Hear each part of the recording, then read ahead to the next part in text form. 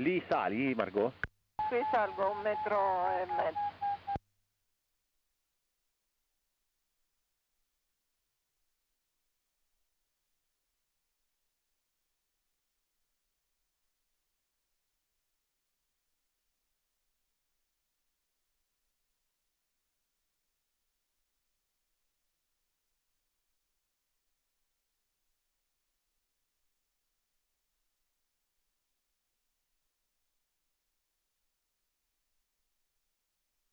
Ok, Margot, quando hai finito la salita con la termica, se non sei ancora in base cumulo, vacci col motore così ci dai la quota. Aspetta che questo affare qui mi blinka error, non so perché. Ah, ok. Vabbè, comunque, sai, ci sono dei cumuli sui Varese che dovrebbero essere buoni.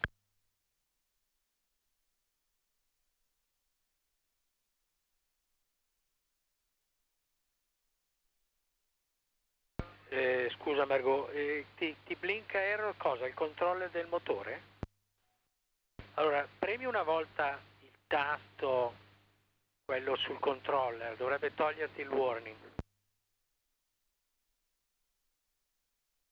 Non lo toglie. Ma prima non prendeva i giri, in una delle riaccensioni non mi ha preso i giri. Quanto hai di autonomia di batteria? 5 bottiglie. Temperatura motore? È tutto giusto. Adesso è 13. Tutto ok, dovrebbe... non capisco.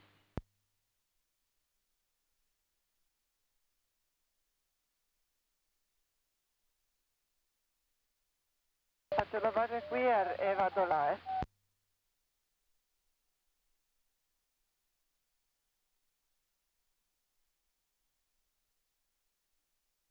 Provo lo stesso a accendere?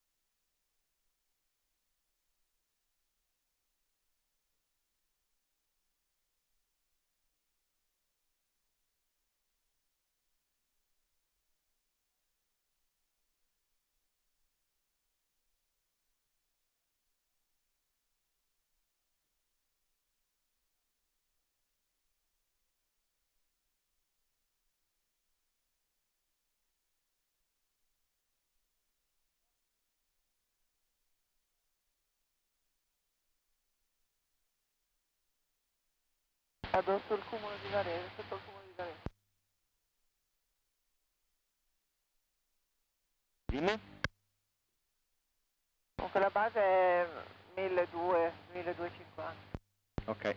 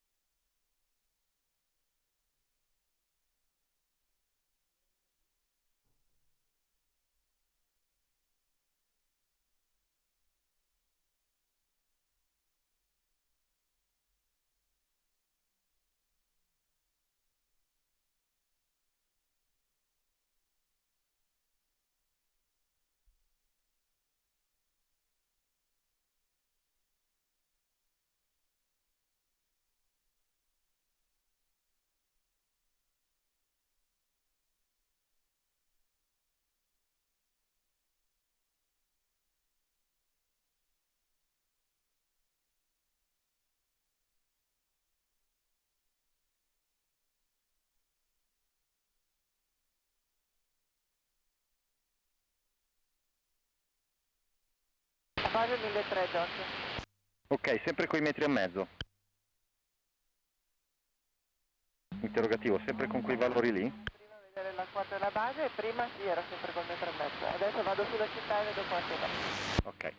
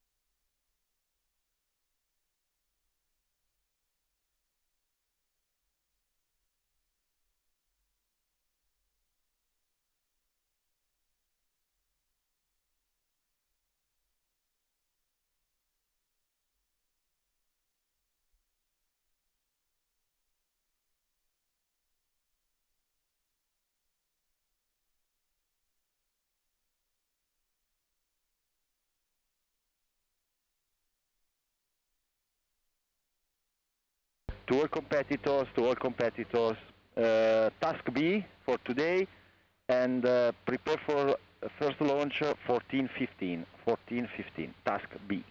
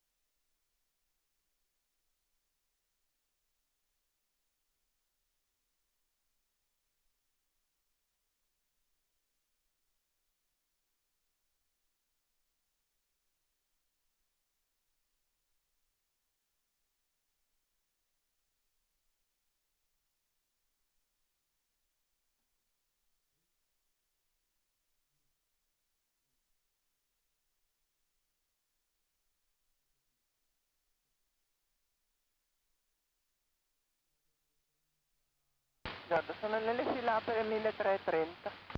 Ok, 1330 in città? Esattamente sì. Ok. Quanto posto fra lo stadio e l'ippodromo. Ok. Decollano alle? Non prima delle 14:15. Dimmi cosa vuoi che faccia.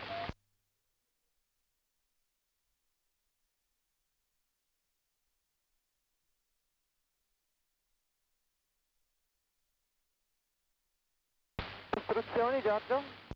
Stai su ancora un po'.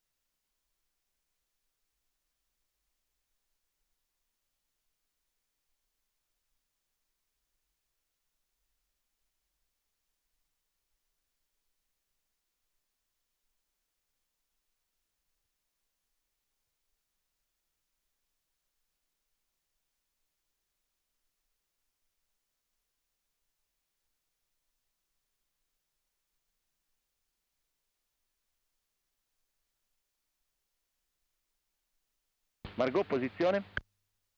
Sono subito a nord dello stadio, 1200 in salita. Ok, quando hai fatto la massima io vedo quel cumulo verso l'ospedale, non so se lo vedi anche tu, mi sembra il più bello.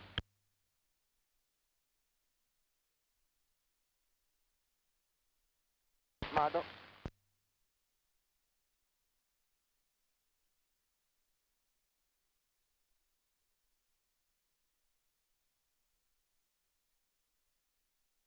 Verso est ci sono dei bei cumuli, verso ovest? No, infatti io parlavo verso l'ospedale di Varese, verso, diciamo, da dove arrivano quando siamo qui agli arrivi a vederli arrivare. Lì c'è una base nera abbastanza solida, volevo capire che cos'era e quanto tirava. Sto andando.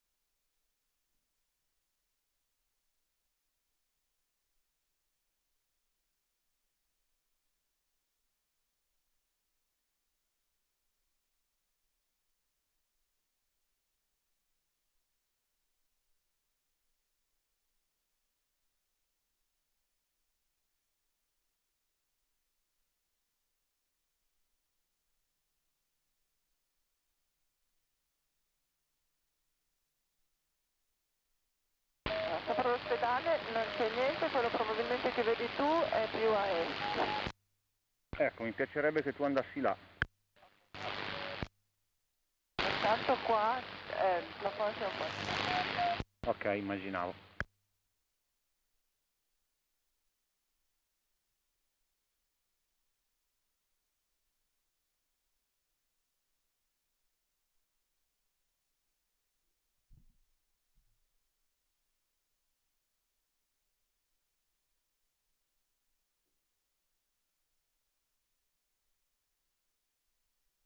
Sì, è quello un po' più a destra poi, è quello più grosso con la base nera. È praticamente al traverso di Venegono quello. Ok, perfetto, proprio quello che mi interessava.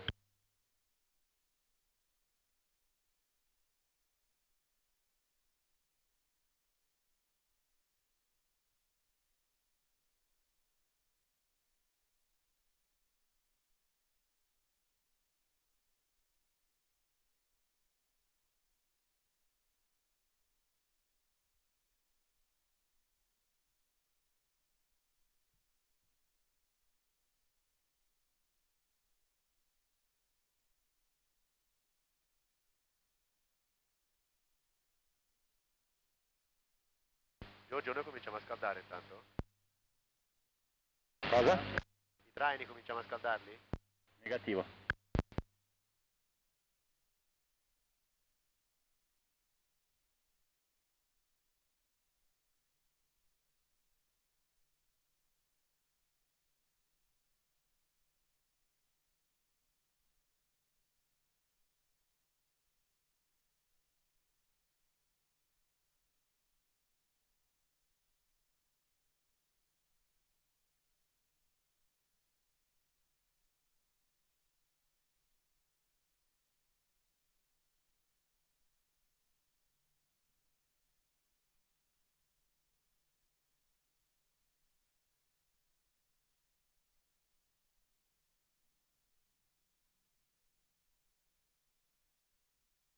Una prova radio per l'Eco Alfa.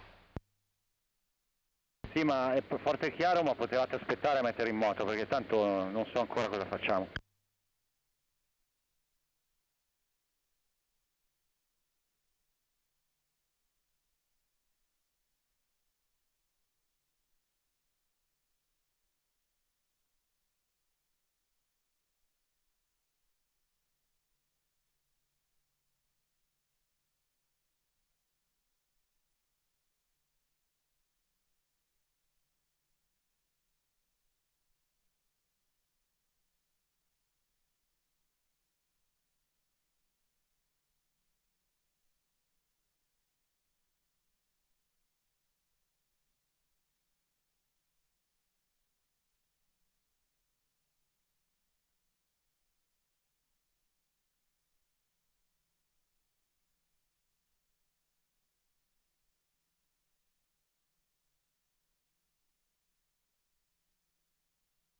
Ho agganciato 1 metro.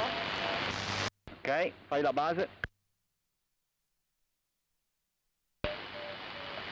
Sono a 800 metri dalla riga della zona Prix. Ah, ok.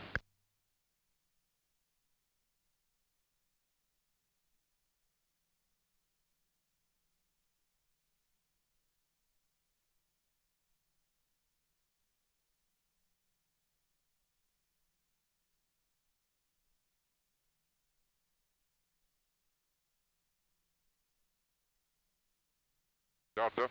Avanti. Se c'è il Fabio, digli di venire qui che non riesco a metterlo in moto. Sta arrivando, grazie. Sì, ma spegnete i motori, non serve scaldare adesso. Ah, ok.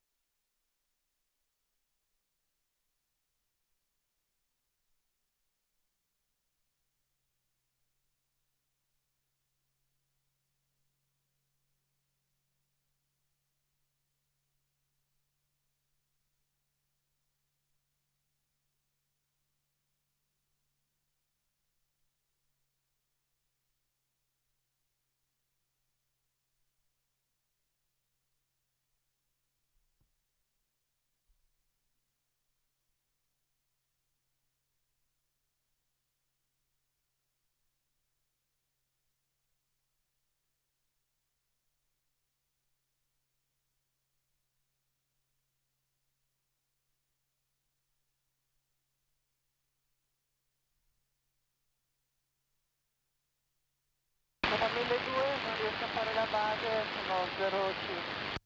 Ok, infatti si sta disfando.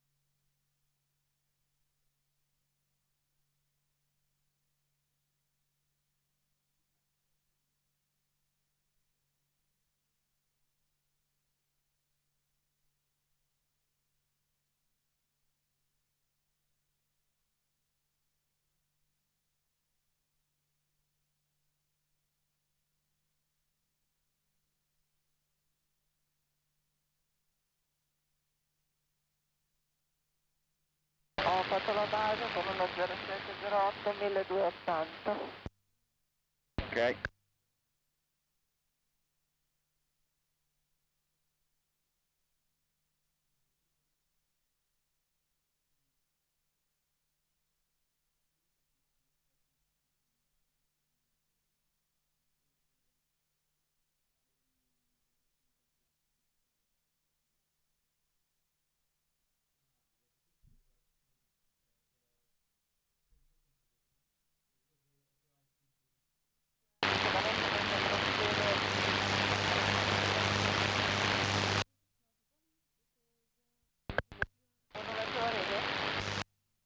Sì, torna indietro che vediamo se questi cumuli qui tutti sfrangiati adesso tirano ancora qualcosa.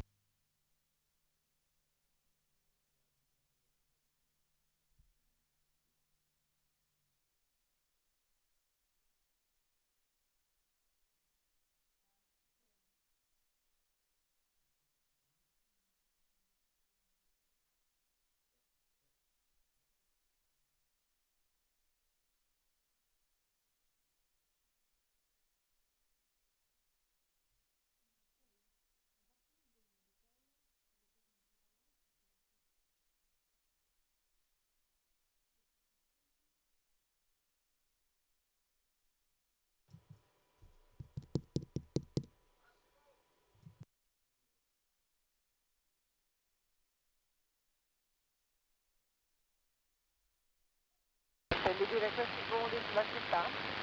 Sì, affermativo, tutta questa roba qui fredda che vedo.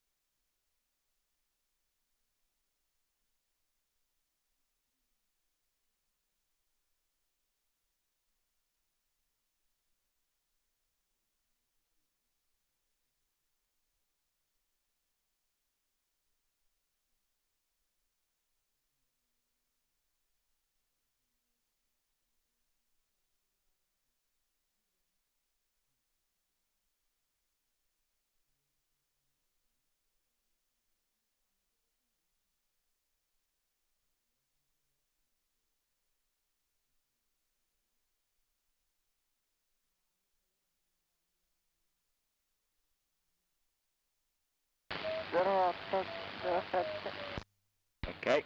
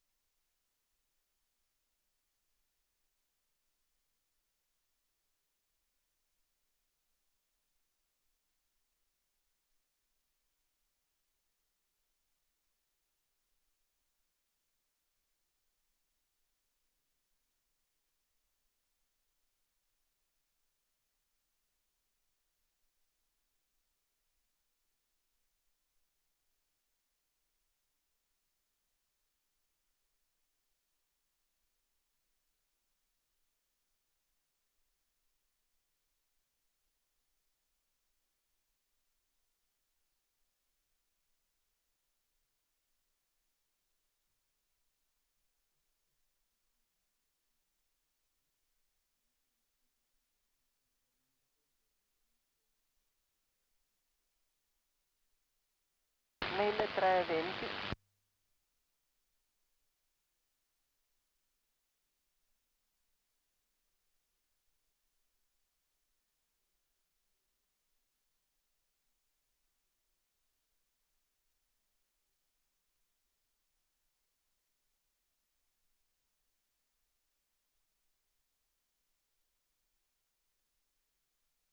Sono in base 1330. Ok.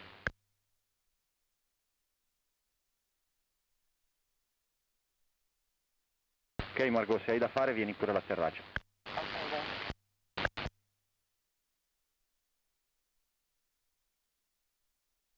To all pilots, please come in front of the grid for a briefing.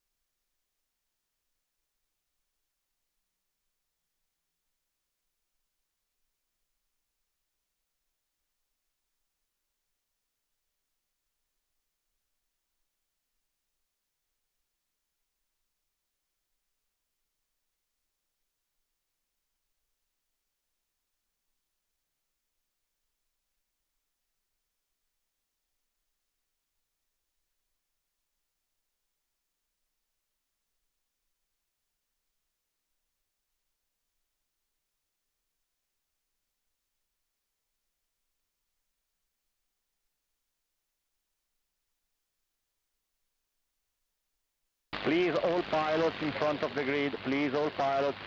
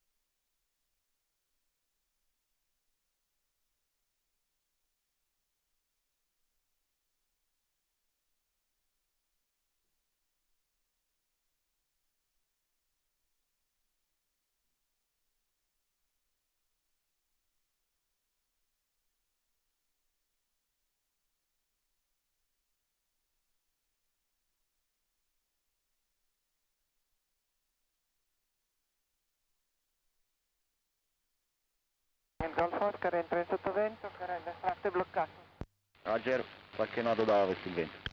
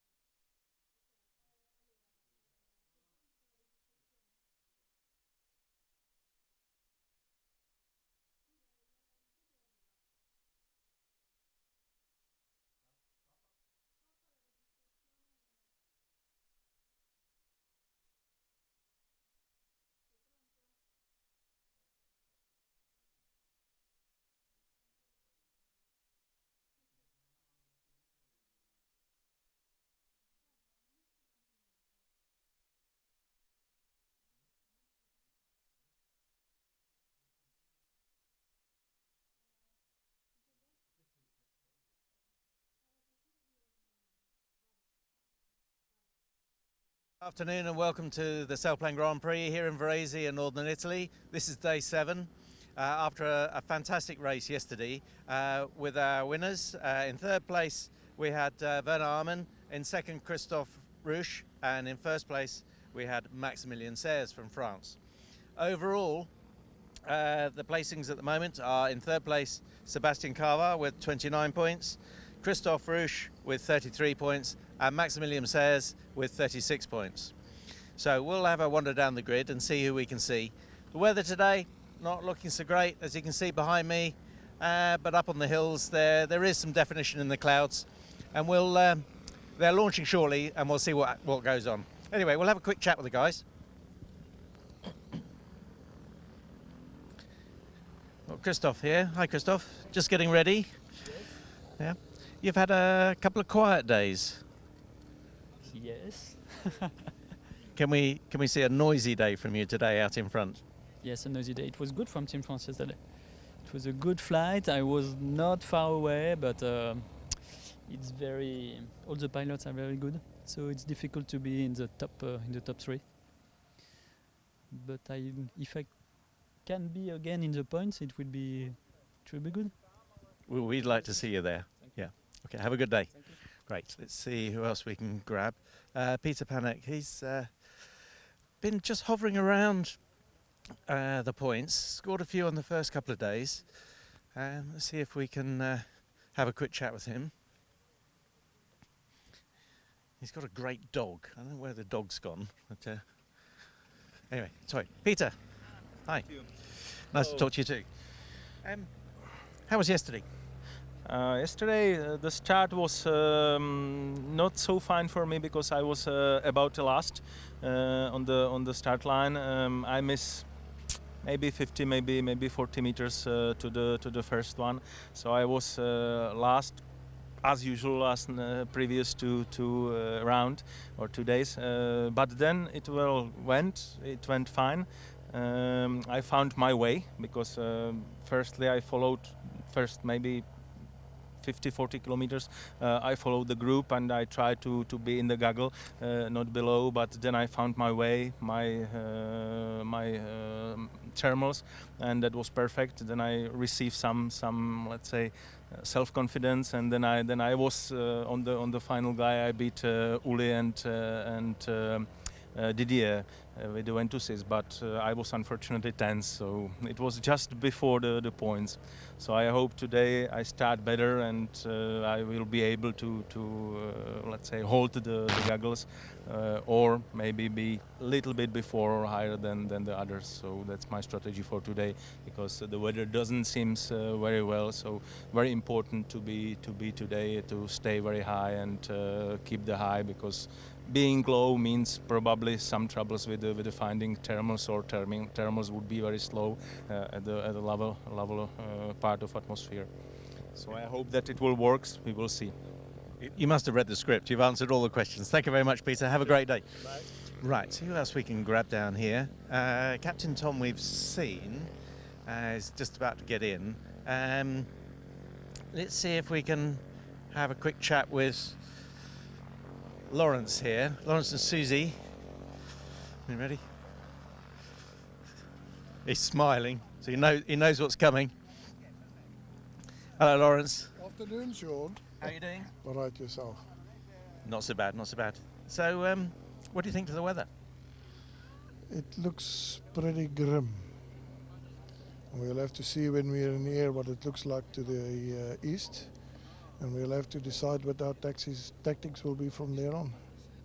And if the weather was like this at home, what would you be doing? I would definitely be working or having a beer. Okay, well, we'll see what happens, but they're going to launch you anyway. I get it, so yeah, they need some editor money, I think. Yeah, good. Okay, well, I hope you have a great day. Thanks very Cheers. much. Right, who else we got down here on the grid? Werner Arman, chatting with the opposition's crew, Dada. We had a chat with Dada the other day.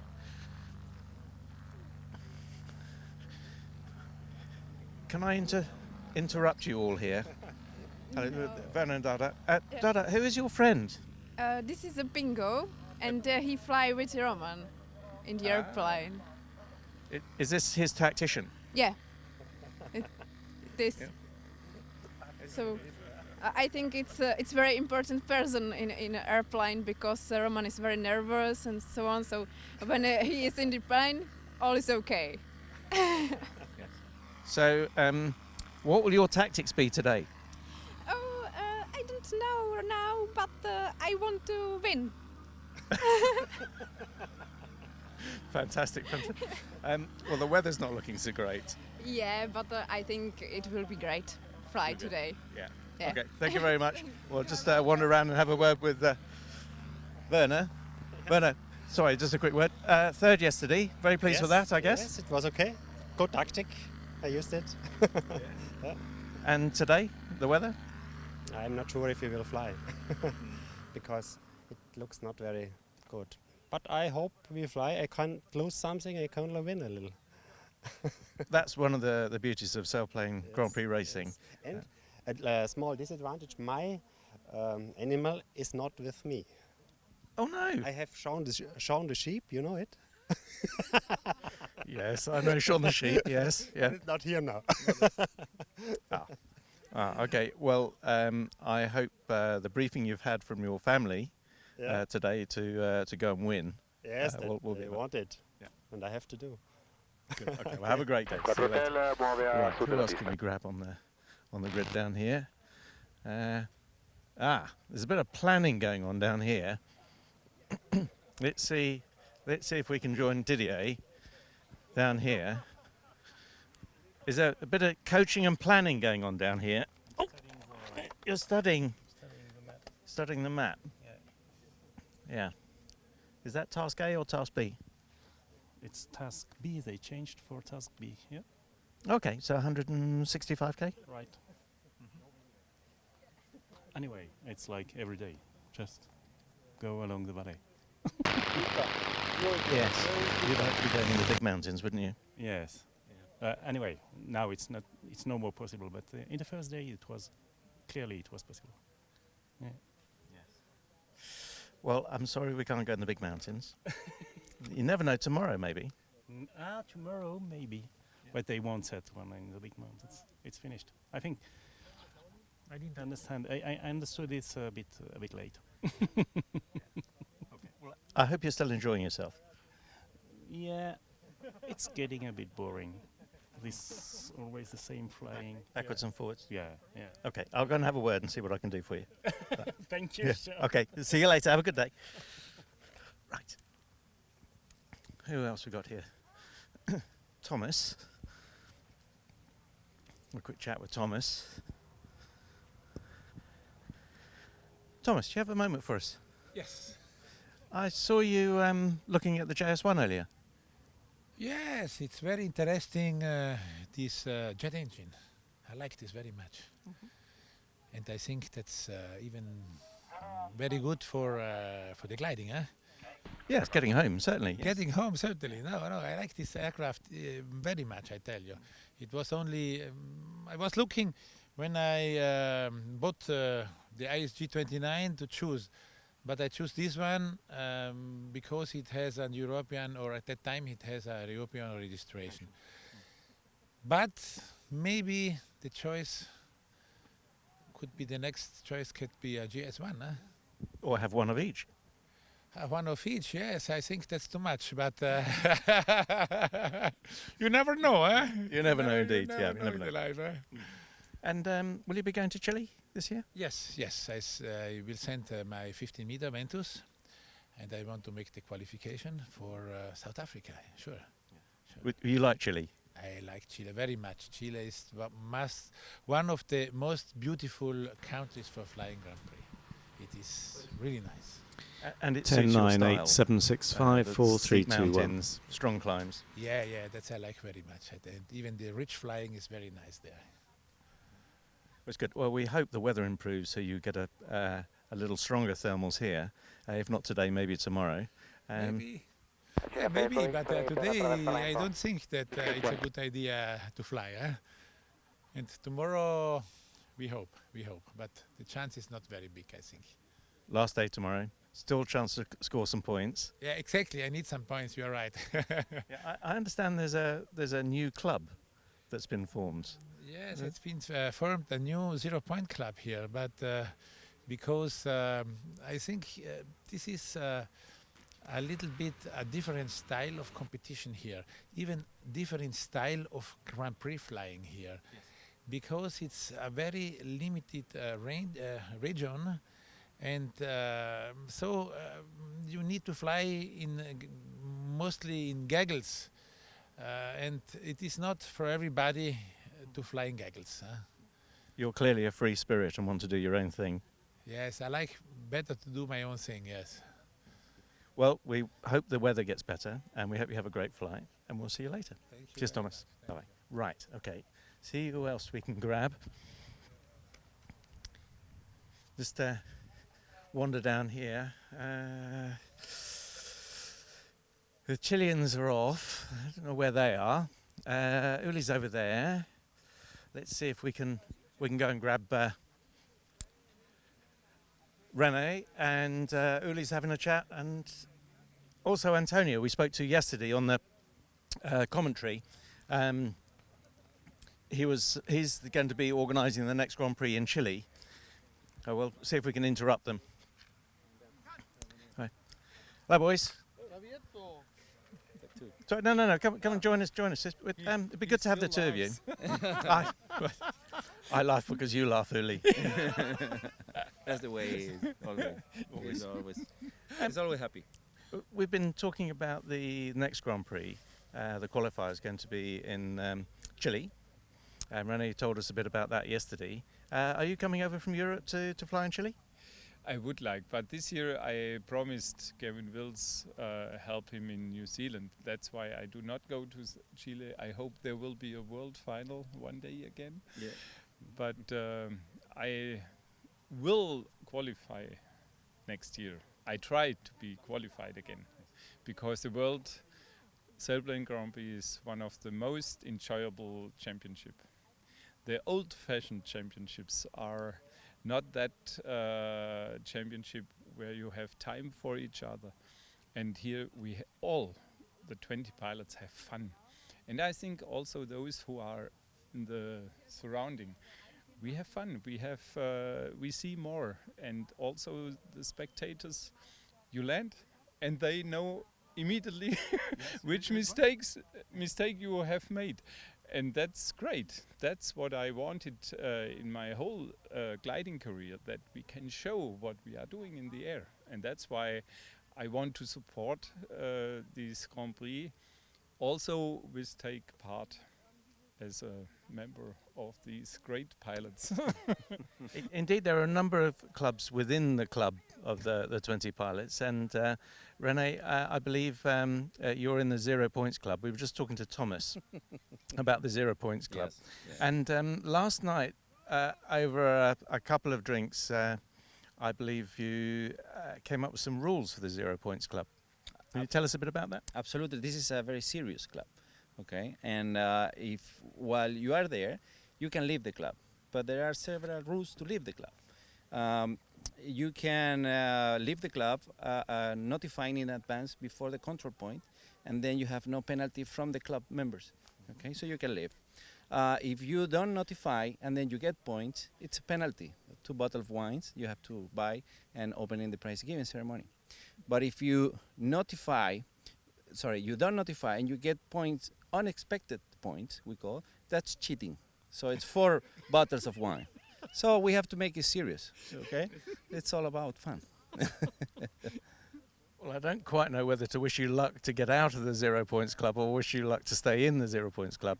But I think you're required at the front of the grid for a change in the briefing. So have a great day, both of you, and we'll see you back here later. Thank you very much. Thank you. And that'll be us. That's it. And good afternoon and welcome to the Sailplane Grand Prix. You'll note that the grid walk was recorded a little earlier. We're hoping to bring you some flying this afternoon, but as you can see from the picture on your screen, the weather's not fantastic and it's been deemed not safe enough to race today. So today's race has been cancelled and we will try and bring you a rerun of yesterday's race. As you see, some of the gliders have been taken off the grid already, and we're hoping to do some flying anyway, but just for some aerial shots. But we'll be back tomorrow for the Sailplane Grand Prix Day 8, and hopefully the final race. See you then. Good afternoon and welcome to the Sailplane Grand Prix on Day 6. We've a little bit late. The weather's not been behaving itself, but we've got all the competitors launched. While we're talking about the weather, we'll give you a quick rundown. Our Met man Giorgio was telling us today that we were expecting the middle-air cloud to clear a little earlier than it has, but it's now gone away and everybody's launched, and we're expecting a start at 2:30. We haven't heard any different. So 2:30 is what we're expecting. We're 5 minutes behind delayed. That's to give us, as you know, the tracking information takes a little while to assemble, and just makes the tracks a little clearer. So back to the weather. We're expecting 17 to 1800 meter cloud base today, and a little better perhaps to the east. Climb rates 1 to 1.5 kilometers, 1 to 1.5 meters, maybe 2 meters if we're really lucky. Surface wind, there isn't a great deal to speak of, maybe 5 knots from the east or the southeast. So that's the weather. We just asked Benji to change the view so we can see the task, and I'll talk you through that. It's a 208 kilometer task. Just giving you the picture now. Start in the bottom left-hand corner, and we go to the far right to Beatia turn point to the east, 55 kilometers, and then we come back past the airfield to a turn point we used yesterday, Lavino, which is near Montenudo, and then from there we go back west again to Erba meaning grass, and then from there it's the final leg through the control point of about 30 kilometers and 5 kilometers from the turn point to the finish.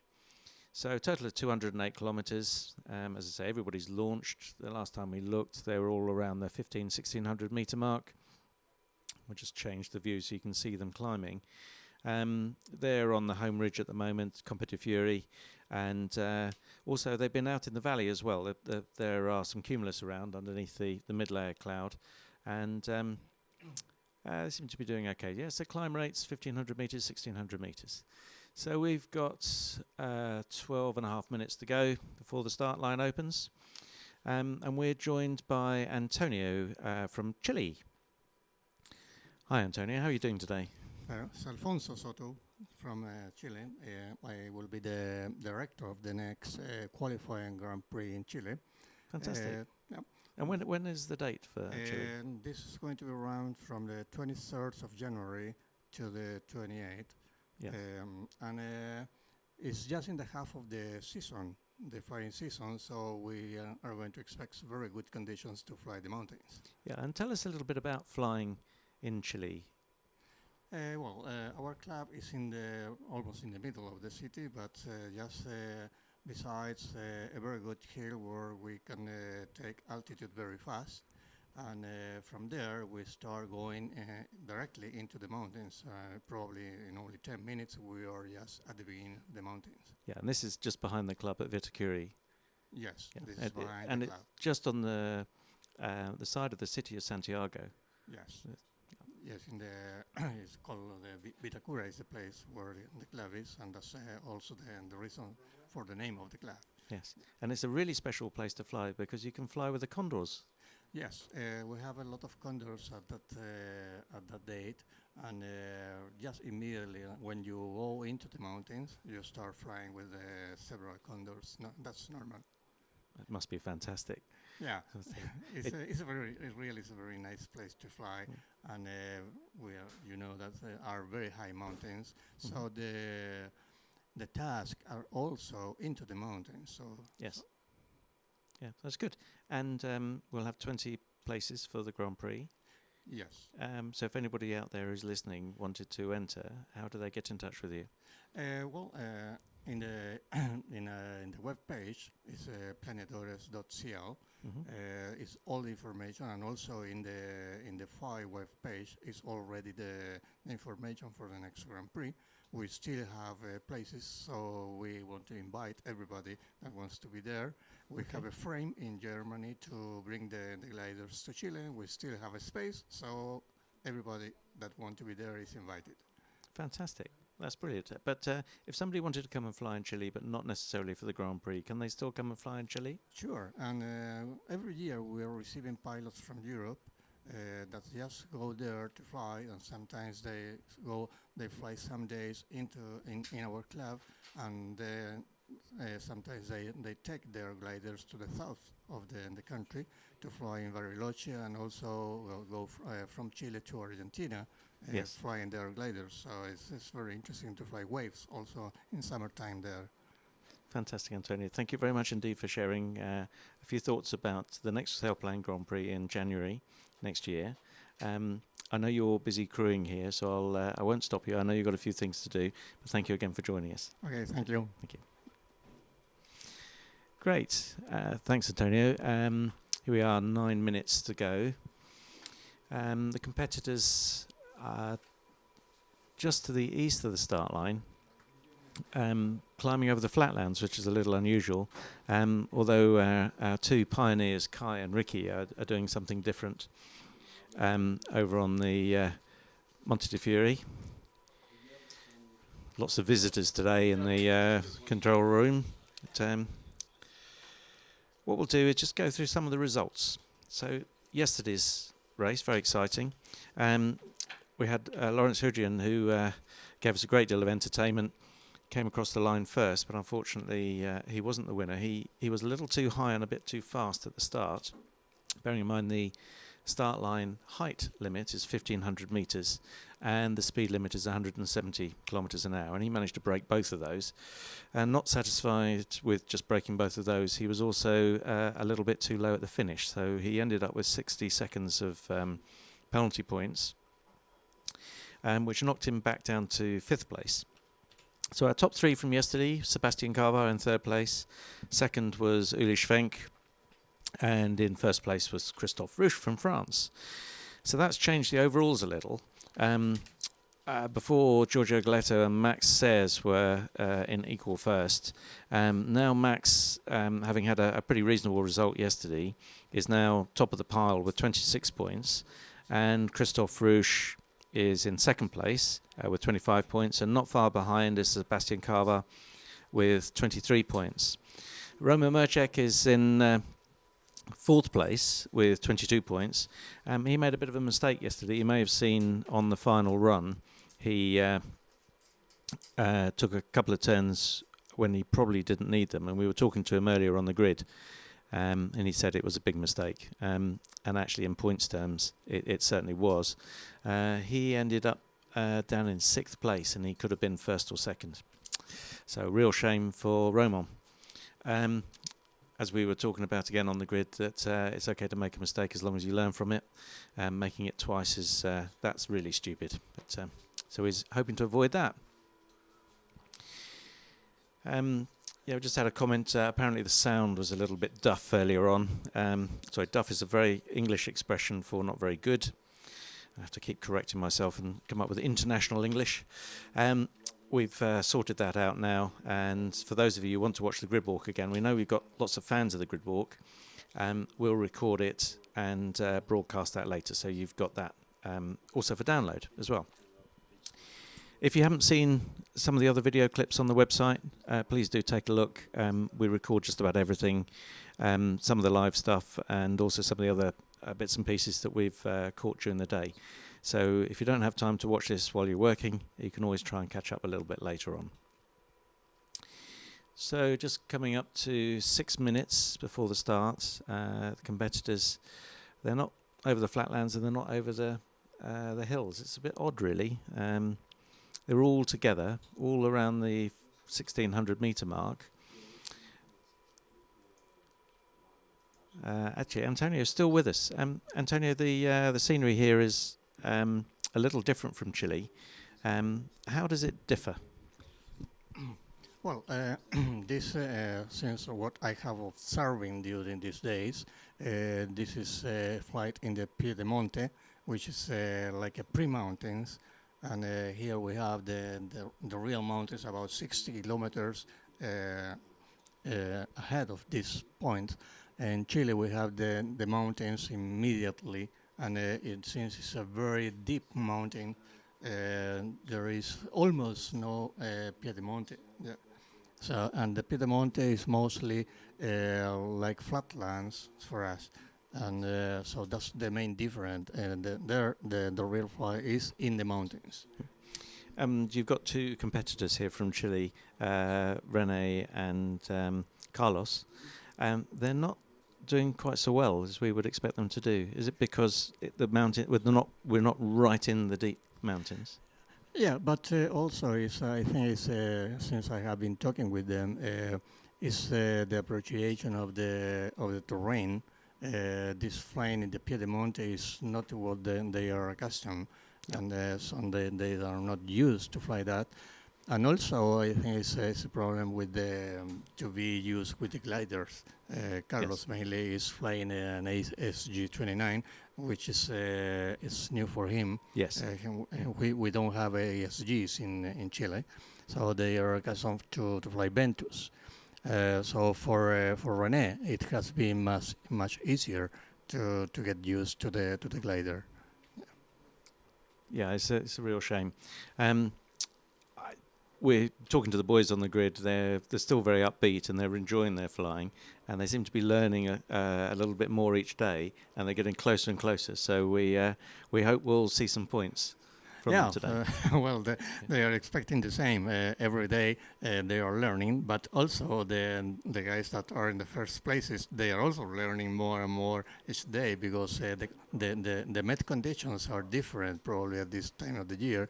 So everybody is learning each day. Each day, yes, absolutely right. That's fantastic. Thank you, Antonio, for your thoughts. We've got Brian just come to join us. And hopefully Brian will be able to give us a few insights into the start. Are we still on schedule for 2:30, Brian? Yeah, we're still ready to go for 2:30. The upper clouds cleared. We have sunshine, warm sunshine here in Calcinati Varese. And we have some small cumulus, but it's quite moist air mass. It's not perfect soaring conditions, but I think it's going to be good enough for the race. You can see all the guys in the same thermal, all getting ready, all circling, waiting to get in the good position to start. There's 2 or 3 cumulus out there, and I don't know if you can see the speeds there, Benjamin, but I think that they'll be in a big, wide circle, flying quite fast and waiting to go.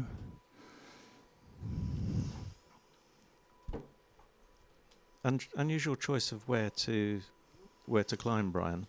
Before we've seen them on the mountains, and this time they're neither on the mountains or the flat. That's right. Well, there were some cumulus to the east of the airfield, and they will head straight for those cumulus when they go. There's a good cumulus just coming off the foothills of Campo de Fiori, and the cumulus that we saw on top of the mountain has really dissipated. And you probably noticed that most people who went to the mountain left it quite soon. They didn't climb very high. We saw that a couple of guys got up to 1,700 meters by going further to the north, but the cloud base locally seems to be round about 1,500 meters. Doing about 130, 140 kilometers an hour now, all trying to form a nice circle, and in that circle they will just simply be trying to avoid each other. They'll just be trying to get a nice pattern, relaxed, and not get in each other's way. It's always a slightly risky situation, this, because if they get really close to the cloud base, the visibility drops, and it becomes a little bit of an issue with being able to avoid people. See Ricky and Kai coming to join the party. Yeah, we've got 1 minute to go now. Rasmus is in there as well, so everybody all together. René Vidal actually looks like he's drifted out of the circle. It might be just a little bit of tracking information we've lost. Yeah, well, let's hope René doesn't do a Carlos like yesterday. Yeah, indeed, yes. Yeah, Carlos is quite embarrassed about what he did yesterday. and everybody understands the need to be flying at the same speed in the same direction before the start to minimize the risk. High workload at the start. They're all looking at their speed, their altitude, the position of the start line, and each other. Now we can see them peeling off now to go into the start. Yeah. 17 seconds to go. And they're heading towards the line. Carlos wanting to make up for yesterday with Tom Claffey, looking like they're going to be the first across the line, just counting down 1 second to go. It looks like Tom's timed it just about perfectly with Carlos hot on his heels. Yeah, they're quite well spread out. I think that there's going to be a bit of tactical starting here, because they'll be using the thermals in the flatland to start with, and we know that the first pilots to arrive there are going to have to find the best lift, and if they don't, they get pounced on straight away, and it's never very much fun to get battered right at the beginning of the race. So now the first group through the start line, everybody watching each other, trying to stay away from each other. It's not a contact sport.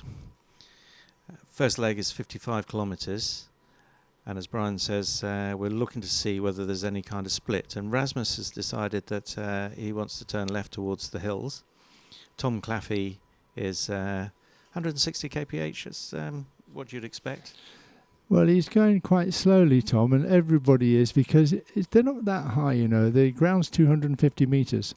So they've got 1,250 metres. By the time they get to the first thermal, they're only going to be 800 or 900 metres above the ground. Yeah. And they need to get into that first thermal going. Interesting big split now. Yeah, big split straight away. Yeah. Because there will be a group which should be able to climb well over the hospital area and the stadium area of the town to get going, but this group here are going straight out to Cumulus to the east. Of course, what we'll probably see is after the first climb, they'll then turn back more to the north to get onto the hills. This group that went left, they didn't go to the hills at all. There must have been another cloud. Unfortunately, one of the things we can't see is the weather on our view.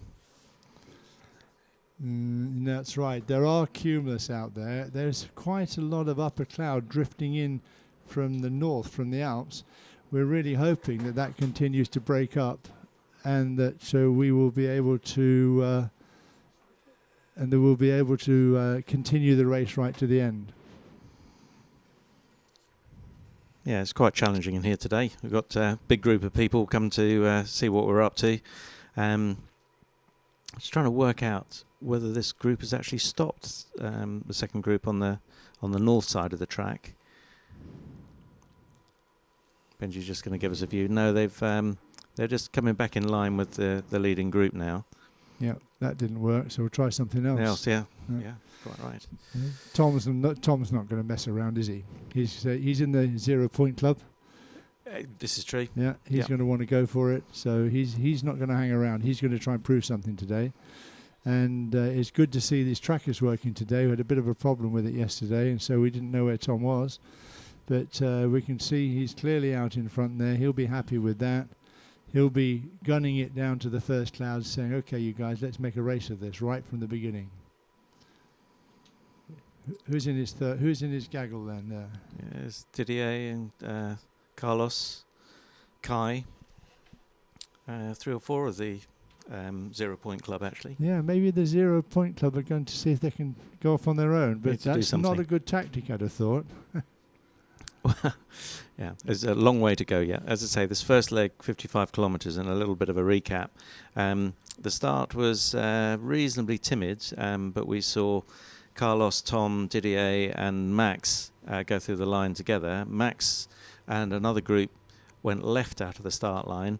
Looked like they were heading towards another cloud. That hasn't seemed to work at all, and they've come back to follow the leaders. Tom driving his furrow straight and true. But he's not losing height, look. He's really not losing altitude. Yeah. He's just cruising along. A little bit of energy line there. He's maintaining height. He'll probably have a goal in sight, some little bit of cumulus he's looking at. And as soon as he gets there, he'll try and bring it back up to 1,500 metres.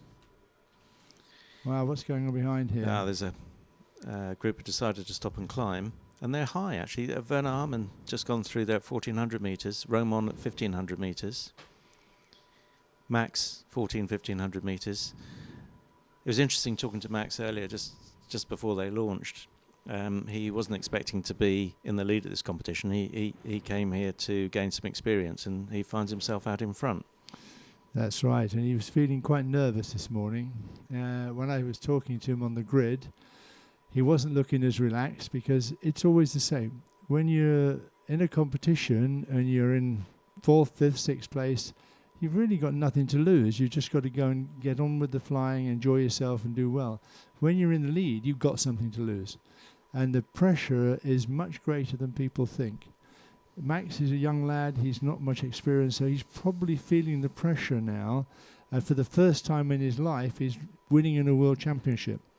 And he's going to be wanting to stay out there, but he knows that it's going to be tough to do so. He's staying though with the main competitors that he has. Been trying to stick with them and make sure that he's with the other point scorers, while the other group that are headed out in front have nothing to lose.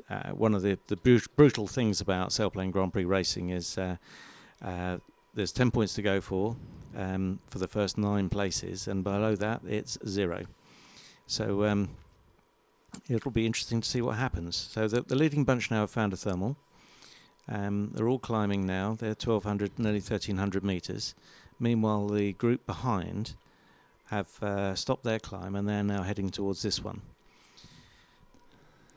And they'll be able to see, it's not too far away, they'll be able to see them climbing. Yeah, Sebastian's up there in the leading group with them now. The 1,300 metres, that's nice. Look, who's at the top again? Mr. Romain. Moshek, yeah, he likes to be at the top of the thermal, doesn't he? He sits up there on the top every day. He must have the most relaxing flight of anybody, because we always see him sitting up at the top of the gaggle. I'm quite sure that yesterday he'd have been in the first 3 places if he hadn't have done that silly turn. Yeah, because that indeed. 1-2 turns cost him so dearly.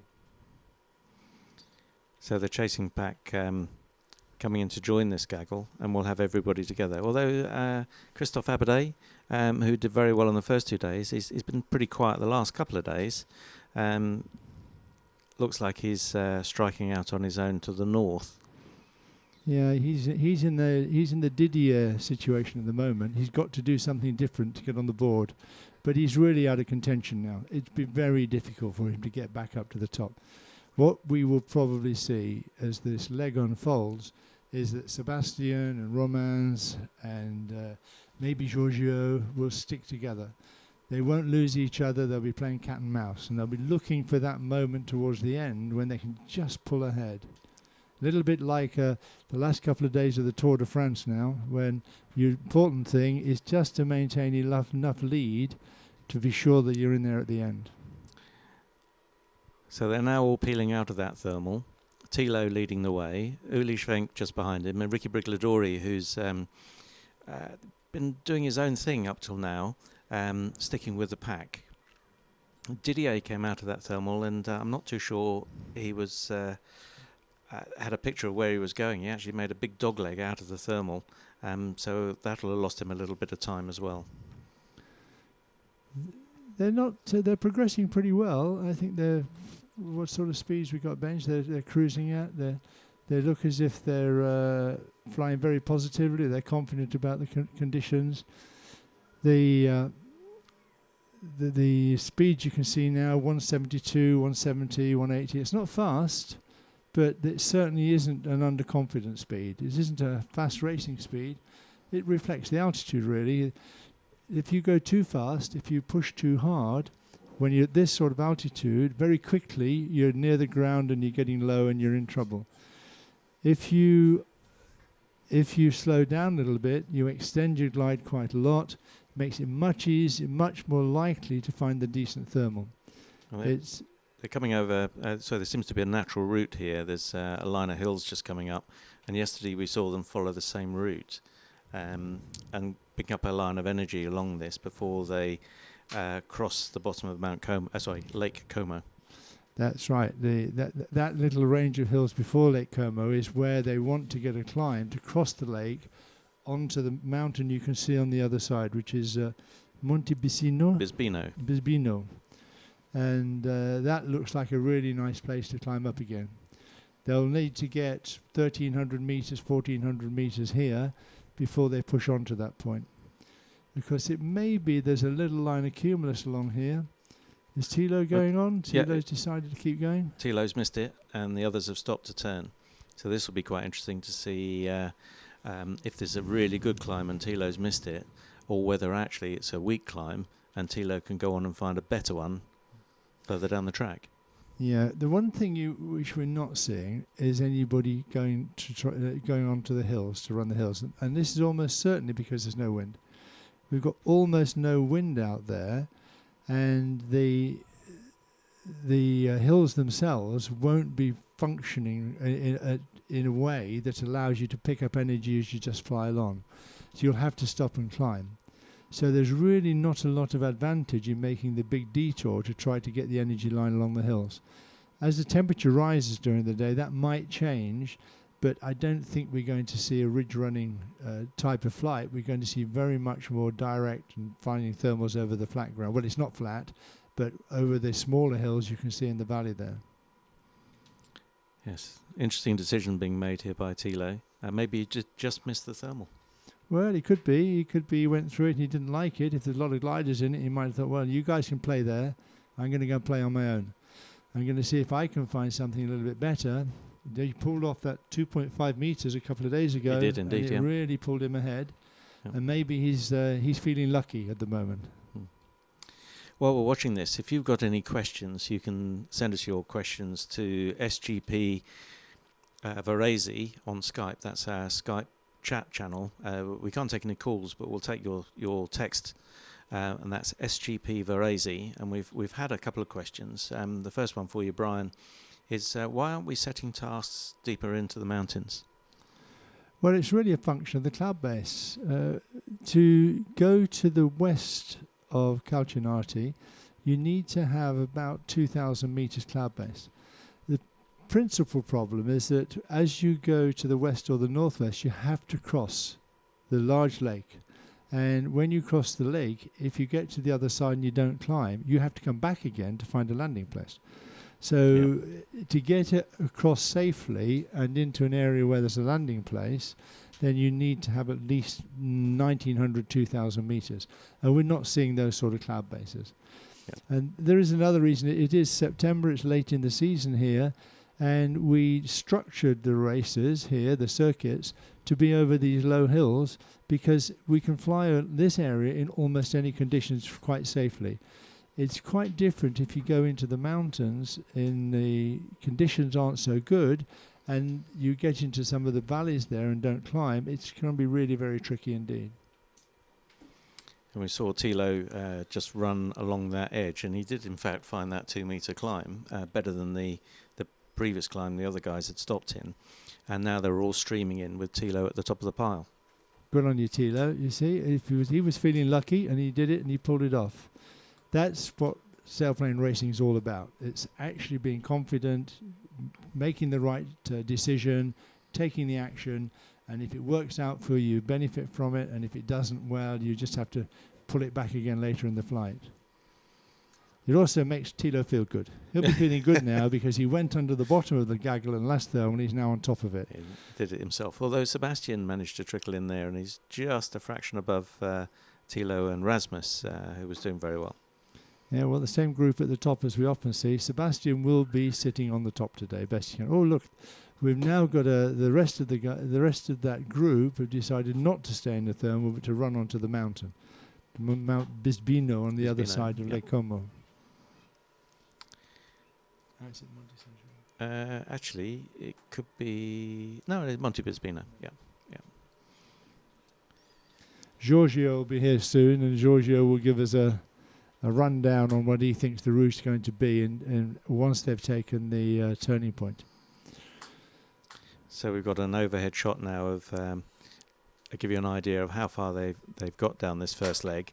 Thilo's got 32 kilometres to go of the 55.5 kilometre first leg, and from there they'll head back to the west, and that's a leg of just over 68 kilometres, and from there they'll come back to Erba, the turn point in the middle of the screen, and then on to the finish.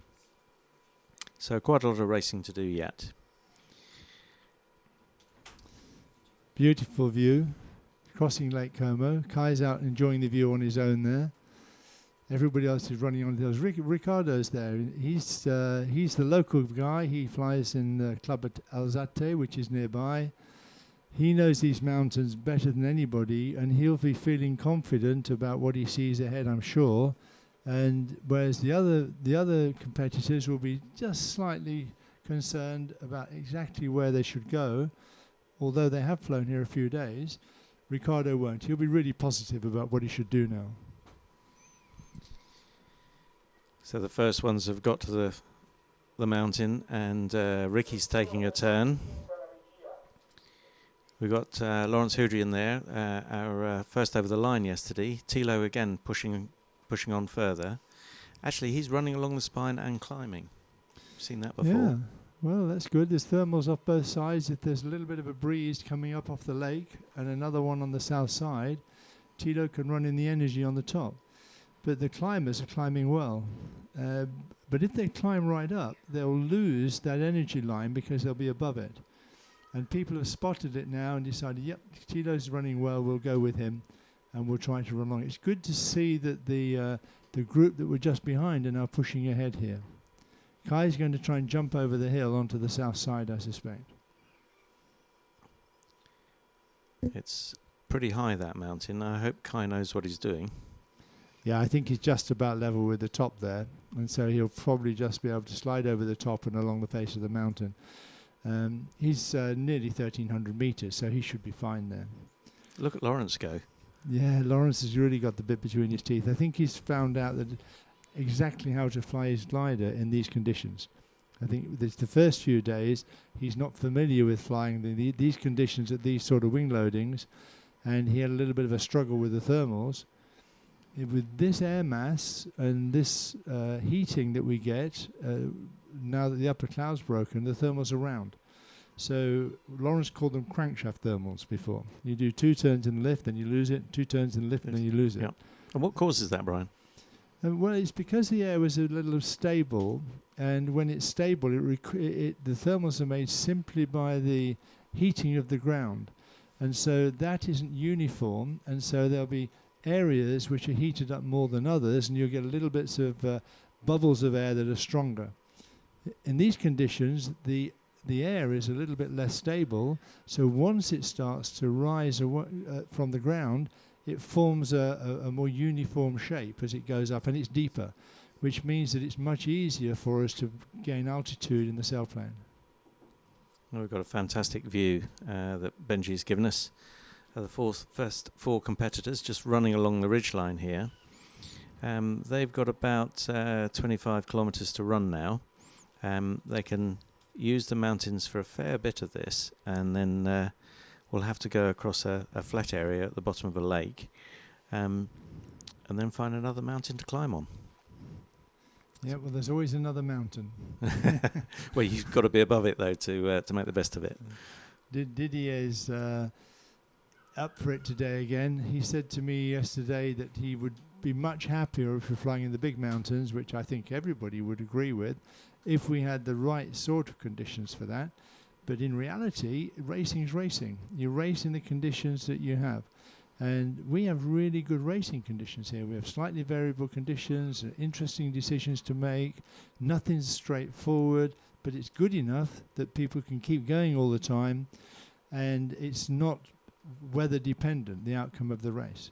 All the pilots are flying in the same condition, and it's the one that uses it best that goes the fastest. And we've got a quite good split of pilots here, and the top pilots all use this energy really, really efficiently. And that's why they're so close at the finish. That's why there's only seconds in it.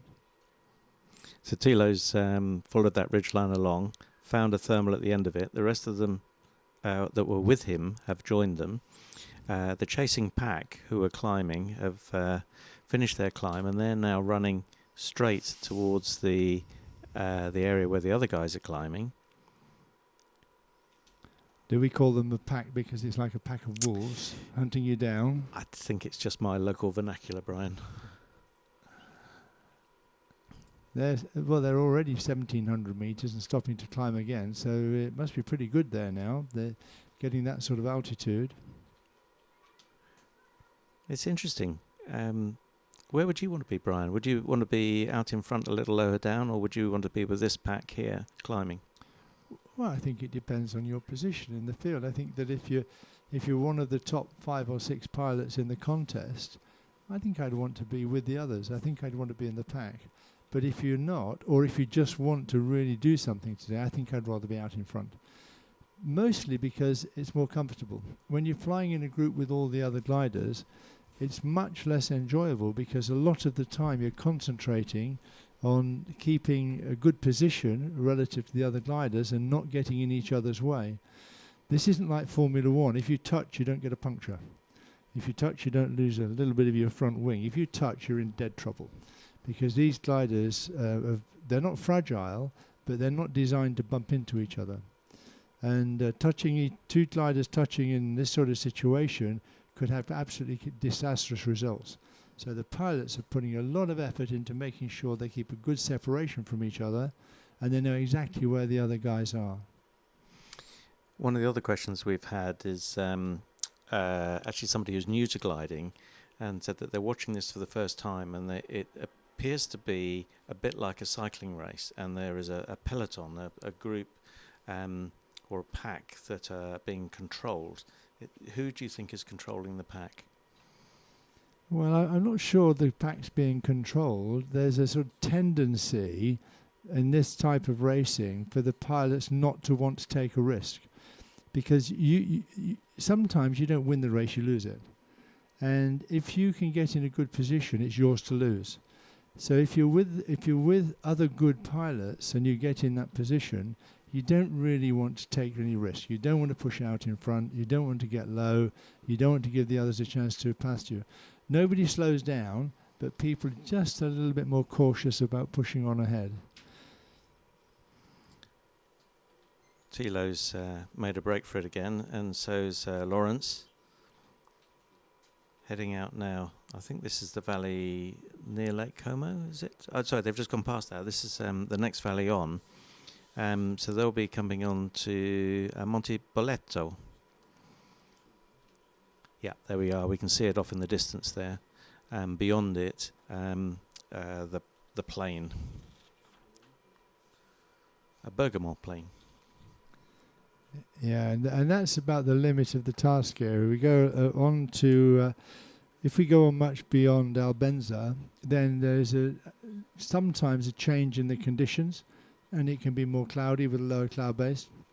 So the big valley you can see now, coming down to the southeast, they have to cross that to get onto the mountain, and we expect the conditions to stay pretty homogeneous until they get to that point. Thilo's not getting away today.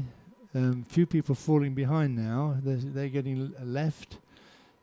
Fortunately for them, once they get left by that faster group, they're going to get left behind, and they'll be struggling ever to catch up. Although we have seen people catch up really well in a few days. We have. Yesterday, Lawrence seemed to be almost dead and buried after the second leg. Yet he popped back up again. Yeah, he did, and we saw Tom one day come right from the back up to the front. Thilo's done it, so it is possible to do, but it is tough. You do need a bit of luck to get from the back to from the back of the field right to the front again. Thilo's determined he's not going to have to do that today. He's going to stay out in front, and that's that. Although, if we look at Werner and Sebastian, they've got 300 meters more. They're coming onto the mountain where they're going to get good energy, so Thilo will need to climb really quickly, otherwise they're going to be above him when they get there. I believe this is Monte Connezzello. Well, we think Giorgio's busy outside for a moment. It'd be nice to get Giorgio in and giving us some insight into the right places to be in this part of Italy. He knows the area really, really well, and I'm sure that he'll be here soon to help us out with the local geography and a little bit of insight into what the best tactics are now. Thilo just taking a turn just to get back on the same altitude as the other pilots here. Tom Claffey having a good day. Kerry will be pleased. Yes, you will. So, Tom landed out the other day, which is a bit unfortunate. He did the right thing. And yesterday we didn't see him on the tracker, so we don't really know what sort of a day he had. But he wasn't in the point, so he didn't have a brilliant day. Well, several of the pilots stopping and turning, but nobody deciding that there's one thermal better than another. So we've got three choices at the moment. But yeah, we've got a bit more of a split. We've got half the pack now have decided to go further south. So Werner, Armin, Sebastian, Uli, Rasmus, Lawrence in there, Roman, and Christophe Aberday. Yeah, it could be very interesting. Because they're not so high as the guys crossing on the northern mountain, who are up at 1,600 meters. So there's going to be a bit of a split here, I suspect. And the southern group, maybe they'll come on to the to that mountain just before the river. And we've got Giorgio with us. What do you know, Giorgio? Good afternoon, everybody. So, just let me see where they are. Okay, Civate. Well, it's interesting. Nice altitude. We've got this group that are on the mountain. It's Monte Cornizzolo. Yep. And another group further to the south. Yep. It looks like they're just starting to climb. Uli there starting to climb. Sebastian coming across to that. And Werner Armin just coming to join them as well. Yeah, it's the option on the flight to stay on the mountains or to fly the most direct direction through the flat country. But today the sky looks very nice also in the flat. So I think someone is thinking about just looking at the clouds and trying to find a good one, and some others are maybe thinking about previous experience in the area, and so maybe they are following a well-known pattern, I would say. Yeah, Ricky, the local pilot, is staying north, and he's pretty high, 1,500 meters, heading into the turn point. Actually, Benji had a scoreboard up with who was closest earlier. Perfect. This mountain we see in the center of the screen, in the lowest part, is Monte Barro, and it's normally a good place for some thermals. Let's see if Riccardo finds something, or just keep going on. Then they will have to cross the lake. This is Lecco City is on the left corner, lower corner. And just in front of them, on the other side, it's this special place we call Tavolino Verde. That means little green table. And it's for eyes pushing hard to go there. So he saw something there. Probably he saw a cumulus developing on Tavolino Verde. He's pushing hard to go to reach the area. And the group behind him stopped to try and take a turn. Giorgio took half a turn and decided no, it's no good. He's going to carry on chasing Probably Ricky. Also saw Ricky pushing hard, so he understood what is going on. Because the others are still climbing. Tom is climbing, and also Christophe Rouche. Yeah, it's quite a nice climb at 2 meters, just over 2 meters there. Be interesting to see what's happening with the southern group. Just looking over my shoulder, we'll get that view for you shortly. But they've stopped to climb. Oh, well, nice to see like that. So nice overview. The southern group is now approaching Monte San Genesio mountain, which is a special mountain because it's not very high and it's wide. So or you are over the top like they are right now, and it's no problem to reach the right point. But when you are very low, it's difficult because it's not a very deep ridge. It's just like a big hill. Yeah. But it seems to be working better in these conditions. We've had a couple of days where it's felt a little bit hot and steamy, and the cumulus are forming well. If you can get over a bit of ground like this, the climbs seem to be pretty consistent. Yeah. it's again very similar to yesterday. We were, I saw in the eyes of the pilot before the start, they were not convinced at all. But I knew that we had just to wait until the temperature reached 20 degrees. At that 20 degrees, we knew that the cloud cover would disappear, because at 20 degrees the air mass can contain water vapor, not condensed. So the cover should disappear. And this is what happened yesterday, and it happened also today. And for this reason now they have a sky clear, very sunny day, and developing of nice cumulus on the mountains, but as well on the flat. So we see that we have almost free choice. The Gudrian and Lawrence is flying in the middle, the southern group on San Genesio, and the northern one reaching now Tavolino Verde. So just to recap, a bit of a mixed start. We had a split at the beginning, and they soon came back together, following the mountains and the ridges most of the way. And then we had another split where a group have gone to the south and another group to the north, with Giorgio Gletto and Ricky Brigliadori out in front on the northern side. Tavolino Verde. Yes, the little green table, yes. Green table. Much easier for me to say that. And Lawrence going straight between the two of them, 1,200 metres. He may even be the first through the turn point. Yes, because from this position, at this altitude, it's nice. You just then follow the ridge. You don't have to stop anymore. You just follow the ridge to reach the turning point, which is very close, back to the position they have now, and then crossing again the lake. So the way they have done, it's pretty good, because look now the altitude. They have 400-meter advantage. Absolutely. And that's important in a task like that, 208 kilometer. Yeah, the group behind on the northern side have spotted that, and they're crossing the lake now and going to join them. Yep. In fact, one of the questions we've had is about the lakes, whether it's good to fly over them or around them. What's the best bet? In the middle, no. But on the boundary of the lake, on the borders, normally it's a good place. For example, our airfield is on the lake, on the border of the lake, and the wood, the small forest we have around the airfield, they are all good spot to find a thermal. Due to the difference between the water temperature and the temperature on the ground. Well, look at Ricky's height now, 1,700 metres. That's the highest we've seen all day. So there's a race on here to the first turn point. We've got Ricky on the screen here, and then off to the right, just off the picture, we've got Lawrence heading for the first turn point. Yesterday evening, after the podium, and we were together sitting in a table speaking about competitions and so on. And I told him, but look, what's your name? Because I cannot recognize you anymore. Are you going to fly your way or what? Yeah, I did a lot of mistakes these days, but tomorrow I will try. So I hope for him today is the day. Indeed. Well, he's hoping to get 10 points because it's his wife's birthday today. Susie's 21 again. Yeah.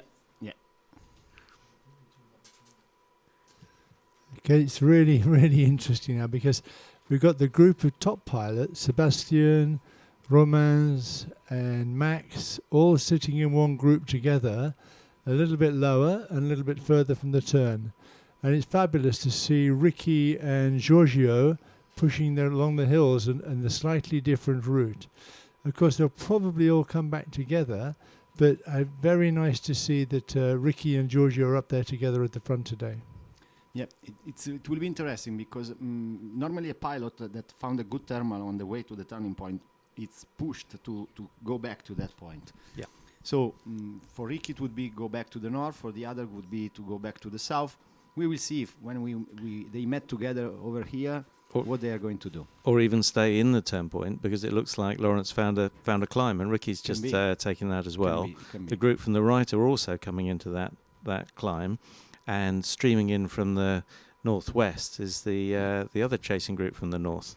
But now Ricky, I hope for him, is just thermaling one couple of turns and go away, push hard and go away, because we have seen too many times that if you are too close, they look at you, and the first mistake you do, you are immediately in the gaggle. Everybody's he back needs together. to stay out of the gaggle and to push hard. Giorgio left already. Giorgio's left. Giorgio left. He doesn't want to be in with that lot. He wants to move on. He's already in modality push hard.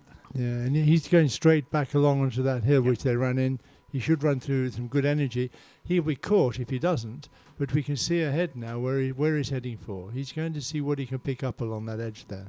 Yeah, I think he's going back very thermal together with Ricky. I like this way. It was also my way of flying. When it's too crowded and you know exactly what to do, just don't lose time. Go and do it. Yeah. Would you expect him to sort of edge a little bit further right here, or has he got another plan? They are just going back to the same thermal as before because they knew it's a stable thermal. The ridge is correctly oriented with the sun and with the breeze, so they are just looking for the same spot.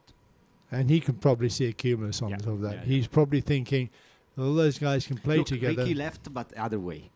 Flat. Flat. But well, why? Why? When he came from such a good thermal? Because he likes flat. Ricky is a flat country champion, I would say. He was two-time European champion in flat. He likes flying in the Alps because he's hometown, but as soon as he can, he always flies down to Bologna or to Ferrara in the flat. Yeah. He likes a lot to fly the flat. And he's not really losing height very quickly, so he's probably got a little bit of an energy line there. He probably sees some cumulus that he can run along and take him back into the mountains further to the west. He's probably looking at his house because he lives there. He's exactly where he is now. I just spotted Christophe Abadé at 1,800 meters going into the turn. Wow. He must have got a fantastic climb, and maybe that's what where Ricky's going. Yeah, he's coming very, very high. All 1900, everybody. Wow. Nice. It seems the weather is improved a lot. That climb in the turn must have been a really good one. That's nice. When you have to make a turning point and you find the thermal on the turn, you are always smiling. When you need one, yes, at the turn point. It's always Giorgio's back up to 1700 and he's ahead. He's broken away. Yeah. So now they'll all be singing in the hangar, Forza Giorgio. Yeah. But also Forza Ricky, because we need Ricky to have a good day. Yeah. And there's Ricky, 1,500 meters. He has a good advantage in distance. He's a little bit more far away from the other. He needs to find the thermal to center it immediately and to climb above the gaggle that he will reach him and to push hard again. Looks like Didier can't make his mind up.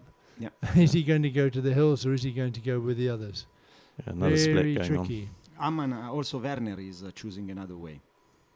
Werner's 1,800 meters. He's pretty good there. Ricky's climbing pretty well. Yeah, they are pulling below the clouds, pull and push.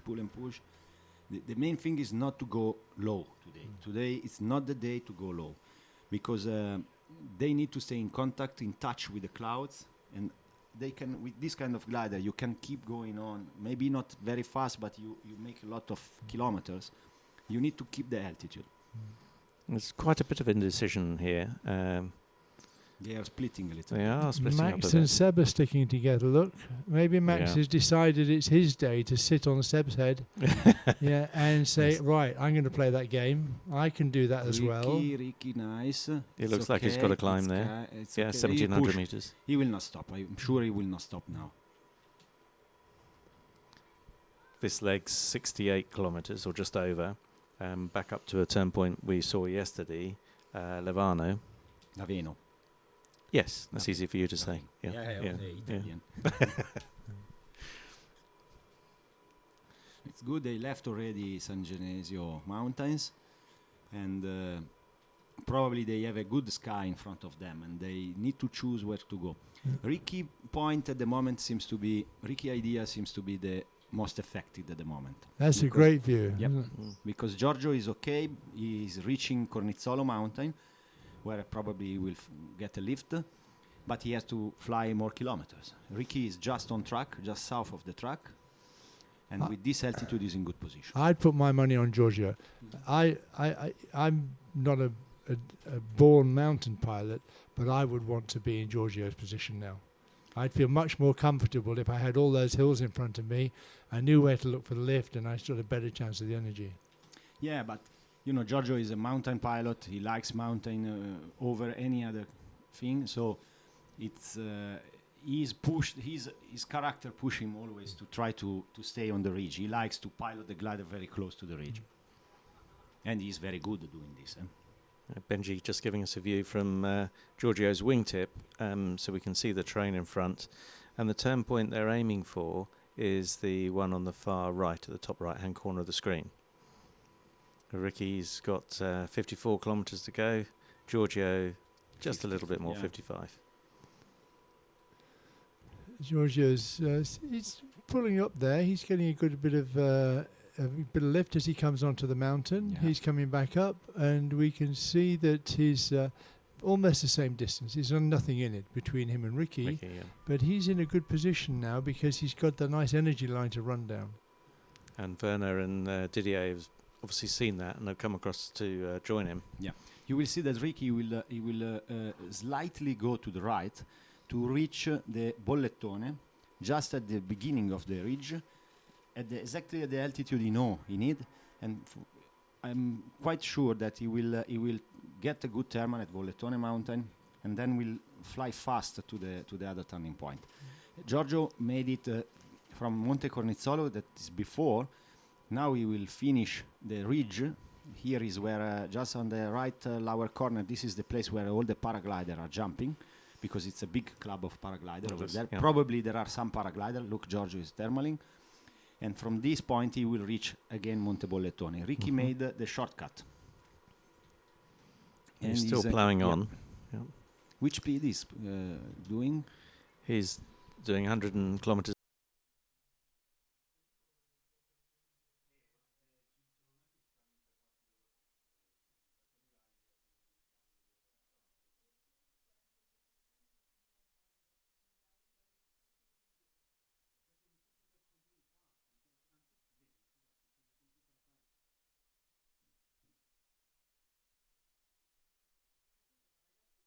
It's 180 kilometers. So he's 1,300 meters. Something nice. Yeah. He can see the cumulus on top of the mountain he's running for, and he knows what height to arrive at to get the best out of it. Yeah, we have to say that Ricky Ricky career in gliding was starting just in this area. Alzate Brianza airfield is just a few kilometers south of his position now, so he is hometown now. Just to say that the turn point we're seeing in the middle of the screen now is not the next turn point. It's the one after. Yeah. So they'll fly straight past that. Yeah, Ricky now just under the 50-kilometer mark to go to the turn point. Total leg distance of 68.5 kilometers. You see, he's pointing now, Ricky, the beginning of the ridge of Monte Bollettone. So he shortcutted in the flat because he was high enough. He had a cloud in front. He didn't want to turn. He just wanted to go straight and to reach the next thermal he wants, and the next thermal will be Bollettone. And the group that went north, Giorgio stopped to climb. Roman Merchek there, Thilo just coming in underneath them. But Werner, Armin and Didier pushed on along the ridge and actually just come off the ridge now and are heading to the same point to rendezvous with Ricky. Exactly. Now Ricky has a big advantage. He is on the ridge.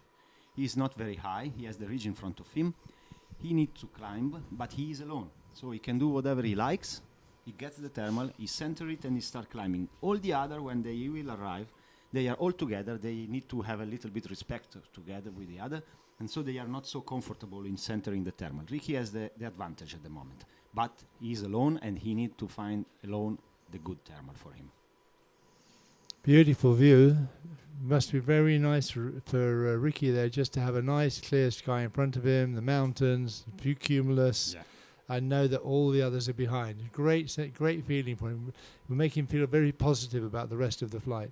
Yeah, because when you have a plan, you try to follow this plan, and you do it, and you can do it. Then the feeling of the pilot increase a lot, and the behavior of the pilot push him to make right decision, take the right decision, and to keep going, pushing hard. We see Christoph Rusch and Max sticking together. They're going to absolutely certain that they're going to be flying together today. They won't be talking to each other on the radio because everybody stays on a common frequency. But they will have an understanding about being able to work together. Ricky's pushing on again. Yeah, he is not high enough to stay on top of the ridge. He has to follow the ridge at his altitude. it's good. It's not too low. It's exactly almost 50 meters below the ridge, if the data is correct, is accurate. Probably is pushing because you can see a cumulus at the end of the ridge in Brunate, which is also a turning point. And I'm thinking he's pushing hard anyway, because you see he's flying 170, he never stopped to push. So he knows that he has to keep going on and to find a good thermal as first glider and leave the gaggle below him. So the two groups have come back together again, with pretty much everybody joining in along this ridge. It's amazing how they came back together. It looked like such a split at the turning point. Yeah. You think, well, that's going to be two races now, but now we're back with one race, and at the moment one leader, Riccardo Brigliadori. Look, Ricky, because this slope is famous for having good thermals. Sometimes not easy to get, but can be the key moment. This one, if he gets the good thermal and the other below, they gaggle too much and they cannot climb very well. Look, it's 2.5 meters. It's good. Huh? Yeah, Uli spotted it and he's going straight for him. Yeah. Tom Claffey at the bottom of the screen heading towards that one as well. Tom's coming in from the bottom though, and he's going to be much further out the hill where the slope's gentler, and it's probably not going to be such a strong thermal down there. Yeah, Ricky got it perfectly. He centered as first glider, so now he has the advantage. All the other are lower, I believe. It's 2.5 meters around. Yeah, Sebastian and Max coming in as well. Didier and Carlos. Good to see Carlos there. Yeah. Christophe and Werner are coming.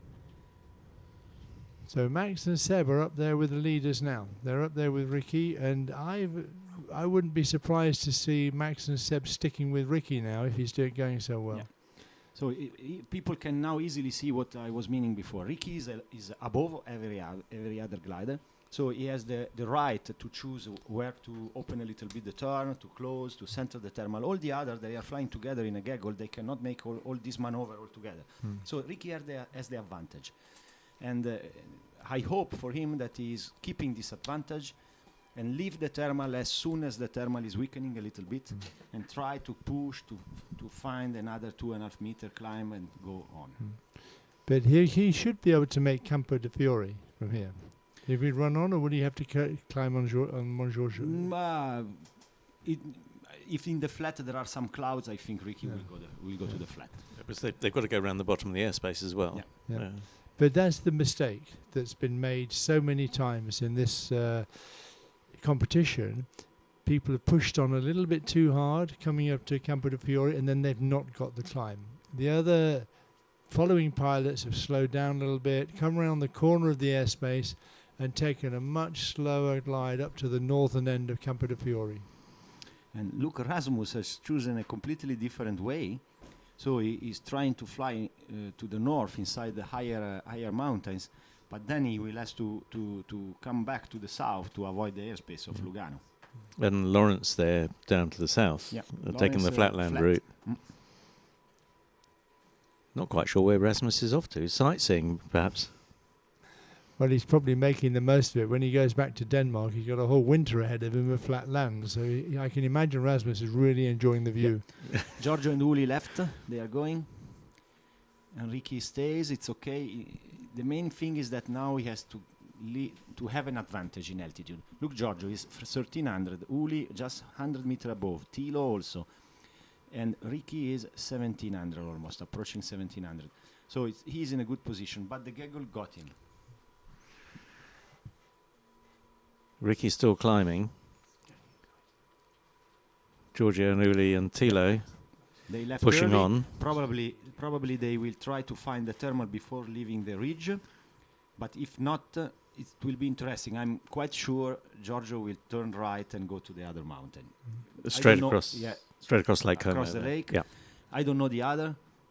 They found it. 3 meters. It's Brunate. Yeah. This is Brunate. And we should see where Lawrence is. Is Lawrence keeping up with the rest of the leaders? He's on the flatland there. We'll just check that. Meanwhile, Tilo's going to join underneath Uli and Giorgio. Now you will see that all the other will move here, because it makes sense when you see the other climbing quite well. It makes sense to move and to gain a little bit advantage of distance to the turning point. because then it's important when you fly in the flat to be many gliders, so you can sound much more air mass, much more airspace than normally. But we can see Giorgio's rate of climb. It's below 2 meters. It's 1.5 2 meters. Ricky stayed in 2.5 meters. So when we see Ricky arrive now, he should be 100, 200 meters maybe above Giorgio, and that would give him a big advantage. Giorgio will now be wishing maybe he'd stayed a little bit longer in the last one. Ricky's still climbing. Yeah, they are still thermaling there, and they see the other, they are not climbing better, so they don't move. And we have Lawrence, who's struck out to the south. Got a thermal in Como, just above Como City. Yeah. Looking at the altitudes, Christophe Ruche, nearly 2,000 meters. 2,000, that's nice, 2,000. But now they left. Giorgio left as well, I think. Ricky, Christophe, Max, Werner. We're all peeling out now, and Sebastian too. It's interesting. Ricky just didn't climb to the top of that so well. If we look at Christophe Ruche and Sebastian and Max, they outclimbed him. Yeah. So they overtook him just on. Maybe they got a little bit of a new core just to one side on that bowl we can see there. Yeah, or maybe Ricky was the first to find the thermal, but then maybe it was just a bubble. And the real thermal just came after, together with all the gaggle. Yeah. It can happen. Sometimes you are thermaling alone, and then you see the other coming very fast because the new bubble is coming, and this you don't know before. And you just move over a little bit, and you're out of it. Yeah. It looks like a squadron coming now, doesn't it? So all the highest glider are leaving. We will see where Rasmus is already on the other side of the lake. So now he's flying to Monte Bisbino, I believe, following all these ridges up to Monte Bisbino. We've seen some close racing this week, but I don't think we've seen this many people so close together for so long. Yep. Well, also coming back together, every time they separate, within 5 minutes they're all back together again. We've not had a split which stayed. I'm pretty sure that split will come round about Campo de Fiori. Some people will run on to Laveno and some will stay and climb, and then we'll probably see a split. Uli found the thermal, he's thermaling, Giorgio is reaching the point, and Oscar Lawrence. Yeah, Oscar's his little brother. His brother, sorry. Not so little brother. Not so little. Yes. So they are climbing there, but I believe Ricky will not stop, he will keep going on. I think Ricky will be a little annoyed now. He got ahead. Yeah. He thought he was running with a good tactic, and he's been caught, and that will have caused him to think, what have I got to do? What have I got to do to get ahead of these guys? Yeah, but he has to keep calm because the flight is still long and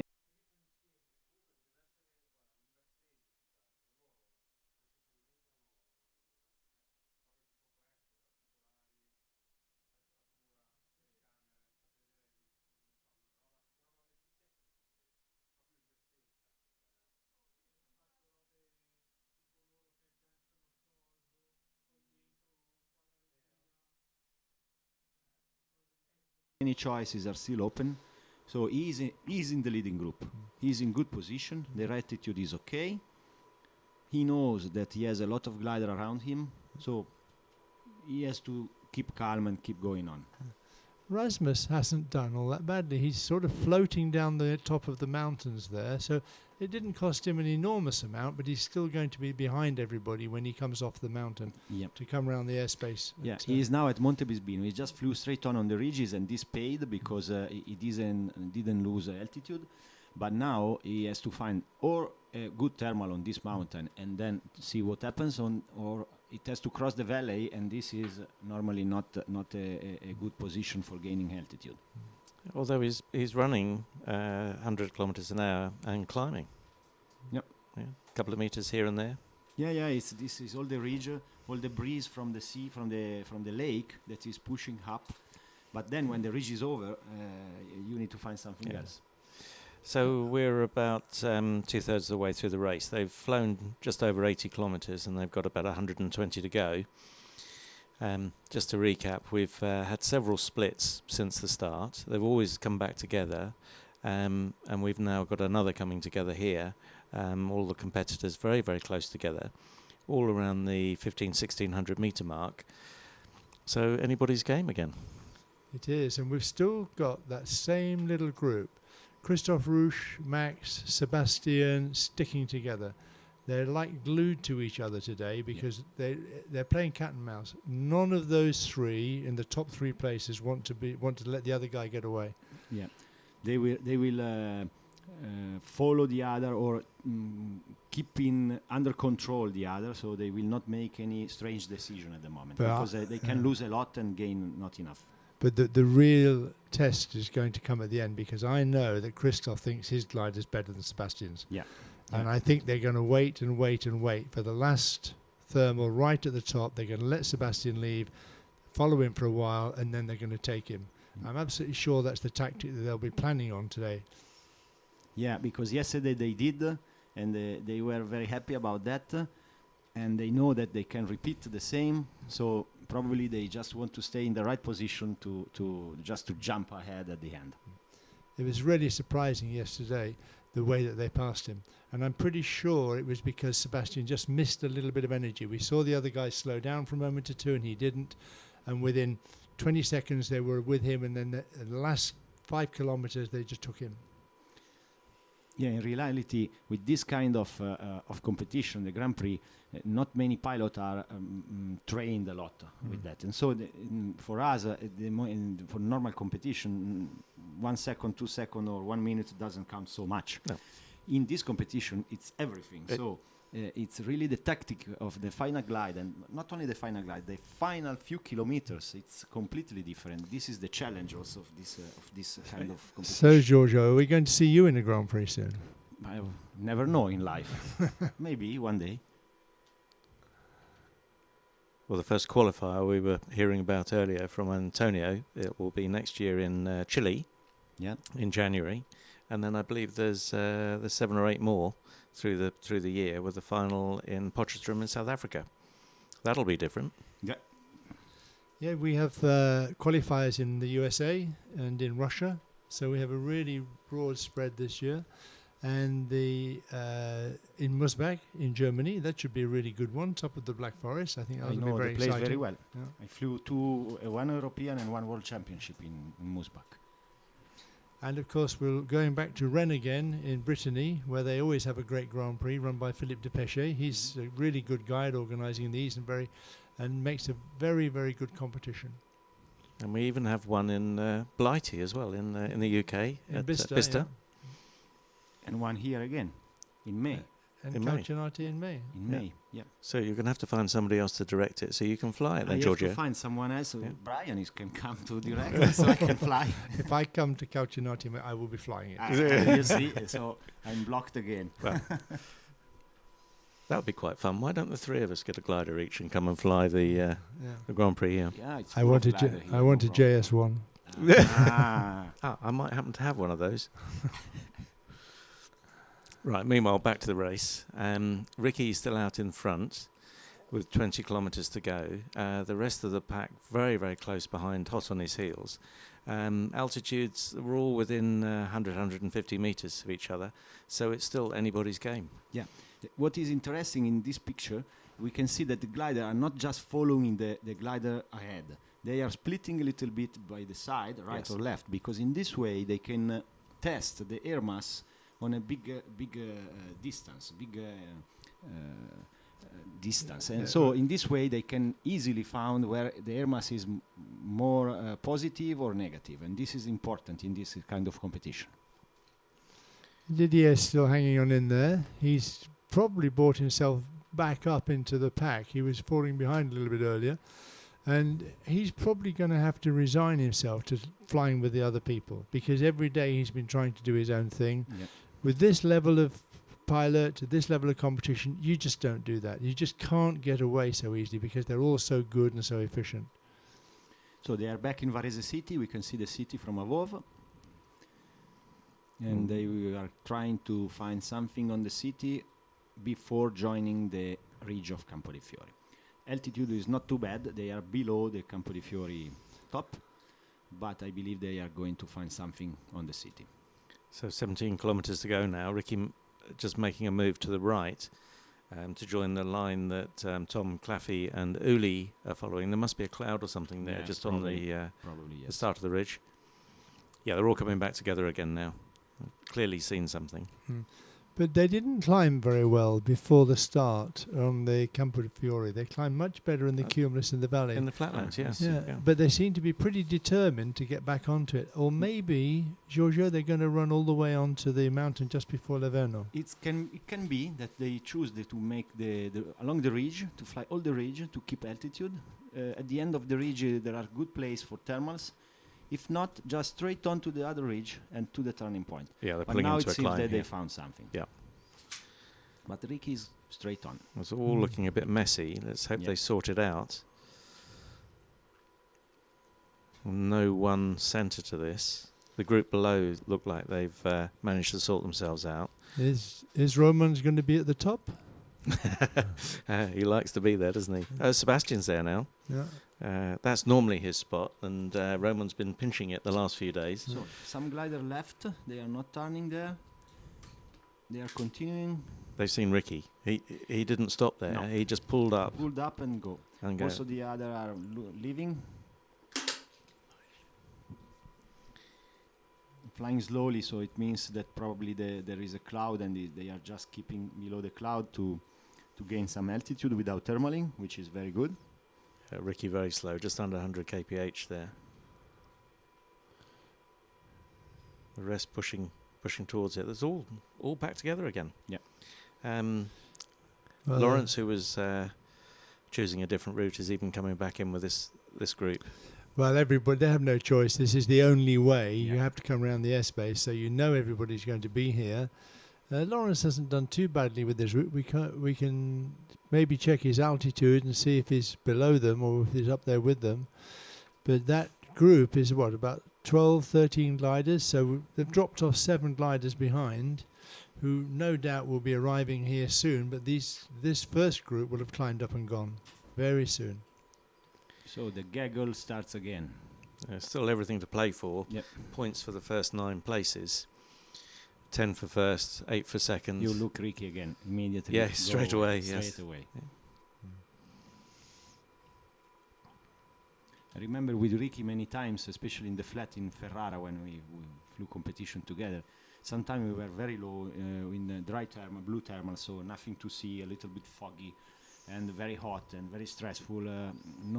Very low on the ground and finding a very weak thermal, and Ricky leaving the thermal as soon as the next glider is coming. And many times I ask, Ricky, where are you going? I cannot see what are you aiming? He said, no, just I don't want to stay with the others. Okay, but we are very low. Don't worry, we will find something. So the positive way of thinking, it's important in a glider pilot. Ricky's coming on to Campo de Fiore now. He'll see if he gets a climb here. Maybe he has to fly right to the northern end to get the climb, but off the western face. He will not stop here because he has 1500. The maximum altitude is 16 and 50 meter.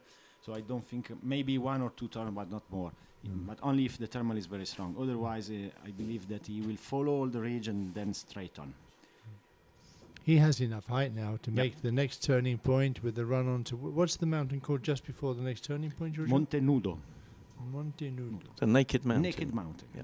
I don't know why, it's just the name on the map.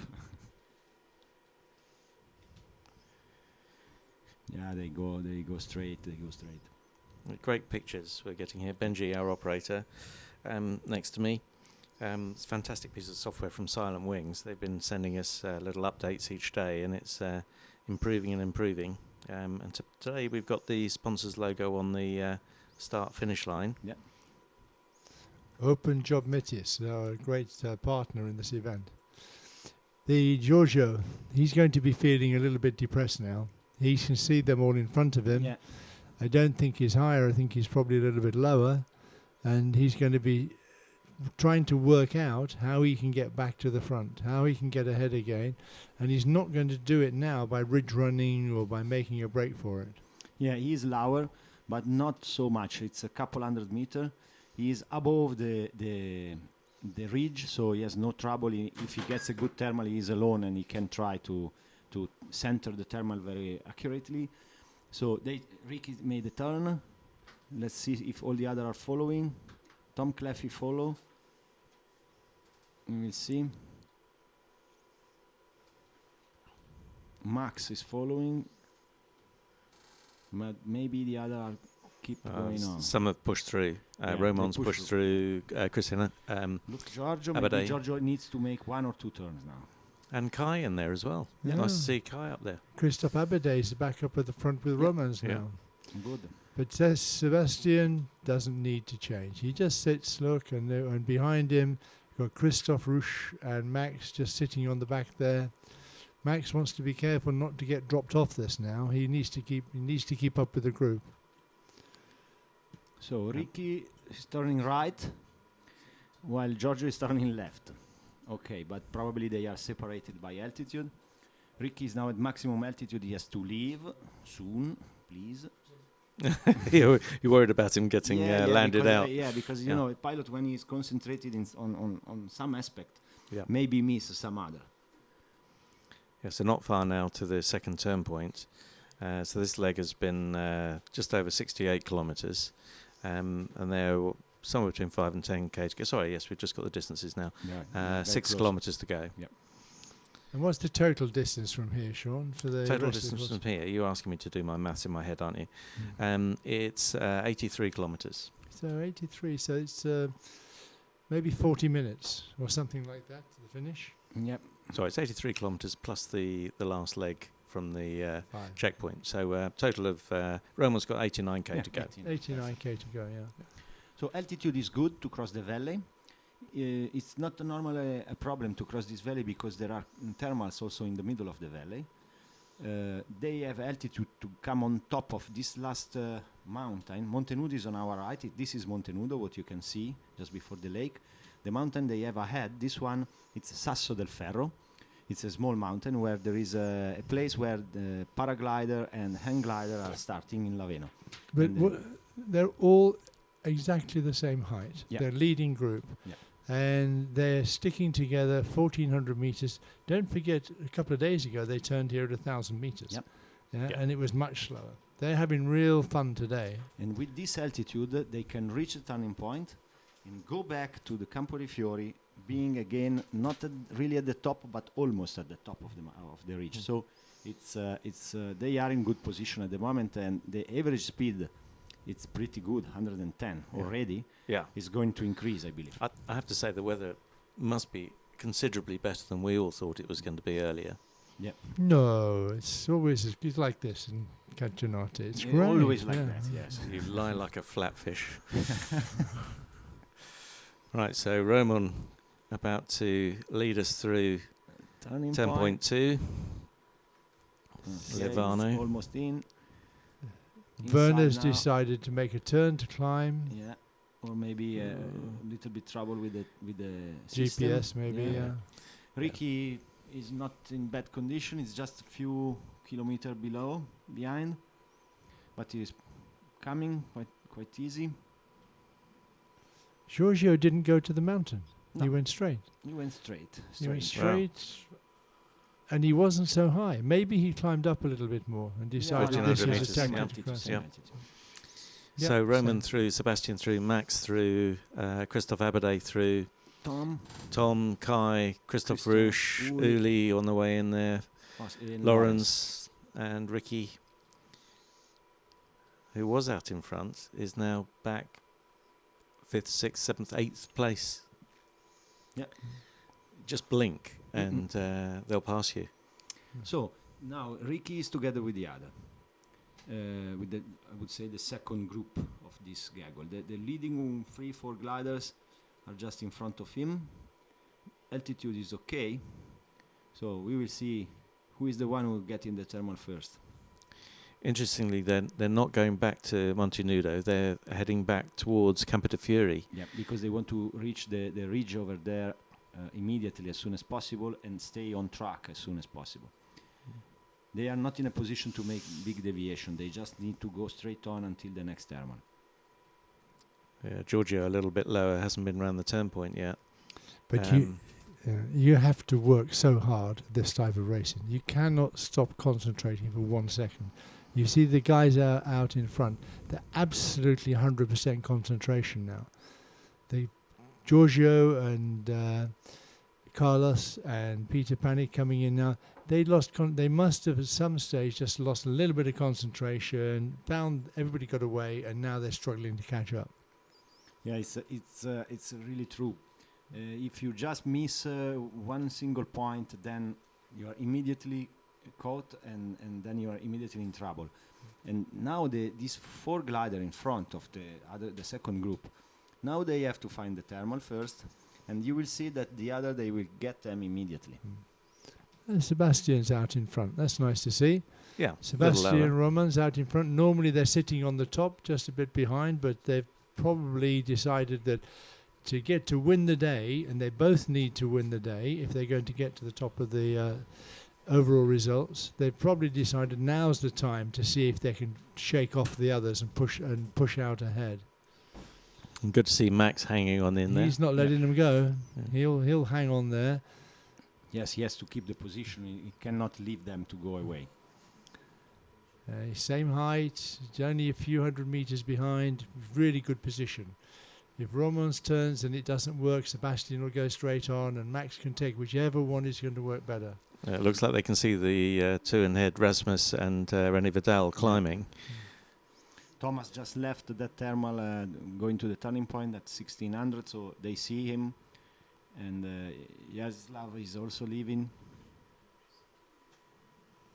But they are all very close. They are all in a kilometer, I would say, all the gliders. Yeah. Roman taking the first climb. Right. And Sebastian tries to go straight on. And Werner will stay with Roman, I would say. Max will capitalize. He'll choose which one's doing best, and he'll follow that one. And he has Christophe as a partner that can tell him it's good or not. It seems it's not so good. They go on. They adjust. This could be tricky. This could be tricky. The guys who are climbing, they're leaving, so it's not so good. It's not so good. They've decided, okay, we'll push on. René's keeping he's the tail gunner today. He's at the back there, making sure making sure it's all clear behind. He'll be pedaling like mad to catch up with the fleet now. So out in front, we've got Sebastian Carver from Poland and Max Sayers from France. Sebastian third overall at the moment. Max is leading. I believe for a pilot like Max, which is not really experienced, to have some partner in flight, some French partner, it's important, and because you feel a little bit more comfortable, not always alone, at least. Yeah, psychologically, it's really helpful to know that you've got somebody there with you if you're a little bit worried about the tactics or what's going on. But it seems that they like the race today, because they are pushing hard. Well, they certainly are. Speeds are coming up. 114. 114. Yeah. That's nice. Well, they need one climb here, and then they need another climb on the way to the next turning point. Erba is the next turn. And then it could be they have enough altitude if they climb back up to 1900 meters. Sebastian tries a turn on the right. Max probably will follow. It seems to be better on the entry and not so good halfway round. Yeah, Sebastian going closer to the hill. Ricky again in the first group, not in the second. Yeah, and Kai. And Kai, Kai is flying very well today. Yeah, he's given up being independent, and he's going to follow the group.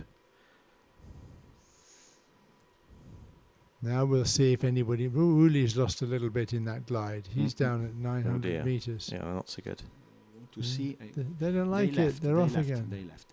Yeah. Now they are heading south a little bit, because probably there is another cloud that we cannot see. You see, they are going out of track 90 degrees almost, probably to reach the next cloud. Sebastian is approaching the thermal. Yeah, he's got it now. Yep. But this is the way you pull ahead. A little bit of a turn here, a little bit of a turn there. As long as you don't turn in the sinking air, you can still keep pulling ahead doing it. And if you turn in the sink once, they're on top of you straight away. One turn allows the people behind to see that you've turned the wrong way and to avoid that and to capitalize on it.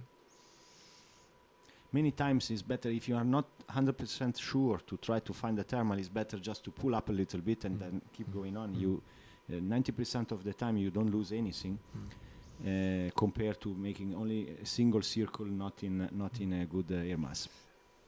And these gliders have a lot of energy. 18-meter gliders, they have very high performance, they have a lot of inertia, so they can use the energy to maintain very good glide angles, and they don't need to slow down very much in the lift. The important thing is that they choose the right route. They get the good energy routes. Yeah, and Benji's just given us an overview picture. You can see them leaving 10.2 now.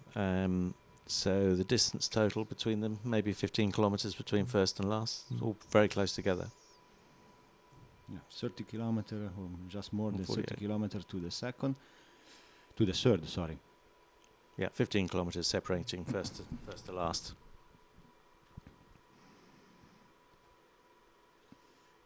And it's early in the day, it's no problem.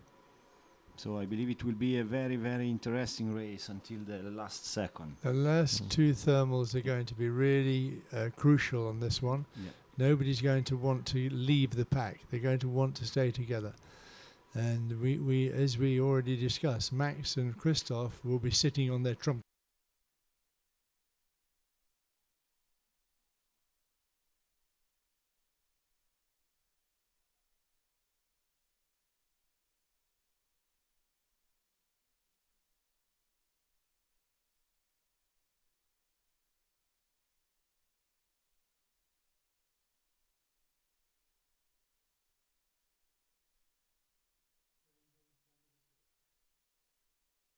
Card. They've got the ace up their sleeve. Yeah, and look, probably all these guys, they got a thermal we didn't see, and because we were concentrating on Roman and Sebastian and Max. They have 300 or 400 meters more. Now they are higher. They see the other thermaling. They will reach them. Yeah. Christophe Abadi is going in front. I would not say that is an order, team order, but maybe it's a problem with the system. Yeah, there's some big maybe antennas. He's decided he doesn't like the gaggle. Yeah, there's some big antennas here that causes a few problems with the GPS, but we have the antenna on the mountain. Maybe the second group, they climbed at the beginning of Montefiore. They just got the bubble, which wasn't there when the first group went past. It can happen, yeah. And they flew into nice 2.5 meters, and that enabled them to catch up here because they're coming in at the same height. Yeah, and the thermal now seems to be very good. So for this reason, it was strange that Christophe Abadi was leaving. So looks more than 2 meters. Ricky has a good thermal. And they must be coming up to 1,500 meters again now, maybe a little bit more. Looks like a good climb. There's sort of 2s and 3s in there. Yep. So now again, where to go? Straight to the turning point or a little bit left? It's a decision to take. Personally, I would go straight to the ridge of Bolletto. But maybe the other will. We don't see the sky right now from our position, but maybe they'll try a little bit more over the flatlands. Yeah. There's almost nothing in the altitudes, just a few meters in the whole of the top 10. Now they will leave because they have a limitation in altitude in this area, so they cannot climb more than 16 and 50 meters. Well, they'd better leave. Well, they would better leave, otherwise they are landed out in the position. Land out. It's very easy to just forget. Yeah. You're so busy climbing with the other guys, you're so busy trying to concentrating on getting the best rate of climbing the thermal. But luckily, most of the pilots will have little computer in the glider which will set off an alarm when they get near to the airspace, and it goes warning, airspace. Yeah, the problem is that together with that you have all the FLARM, so the traffic avoidance system that is also ringing, and then the radio maybe, and so sometimes it gets a little bit confusing. Yeah. Just to explain the picture, the next turn point is at the top center of the screen, and the final checkpoint is the red cylinder on the right hand side of the screen. So they've got to travel about another 30 kilometers east to the top of the picture, and then they'll come back west another 30 kilometers to the checkpoint here, and then 5 kilometres from there into the finish. So about 65 kilometres to run of this 208 kilometre race. Current average speed, Sebastian, just over 103 kilometres an hour. Mm-hmm. 103, that makes it a 2-hour race exactly, Yeah. if they keep that race, which is almost perfect. So they are all together. Ricky, again they go left. They go left to the mountain. So they just turn around the airspace, forbidden airspace of Lugano, and then they turn left to the San Giorgio mountain.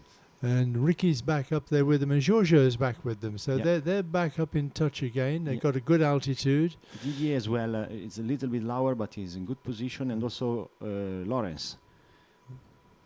They're going straight, they're not going to the mountain. No, they go straight. So they just turn left for another cloud, probably. There's a few cumulus out there, and none of them will nobody will take the risk of going off track now, of Yeah. taking the longer route, because even if they don't get such a strong thermal, the chances are it's going to be quicker to go directly. Yeah, and it looks like they now are very close to each other, and they don't even want to try to fly another air mass. They just want to stay all together, maximize the performance of their gliders, trying to pilot as gentle as possible without touching nothing. You can even you see they are just wings by wings. Christophe Rouche has dropped back just a little in that group, and I wonder if that's deliberate. I wonder if he's decided that he doesn't want to be there in the front four. He wants to be sitting back a little bit so he can watch what's happening. You see, it's incredible. Even if they have different gliders, like they fly all together all the time, and it's not possible to see any difference from here. And sometimes also in reality, from the glider, you cannot see any difference for many kilometers. Tom's chasing from below again. Yep. Keep telling him you can't chase from below, Tom. You need to get up to the same height.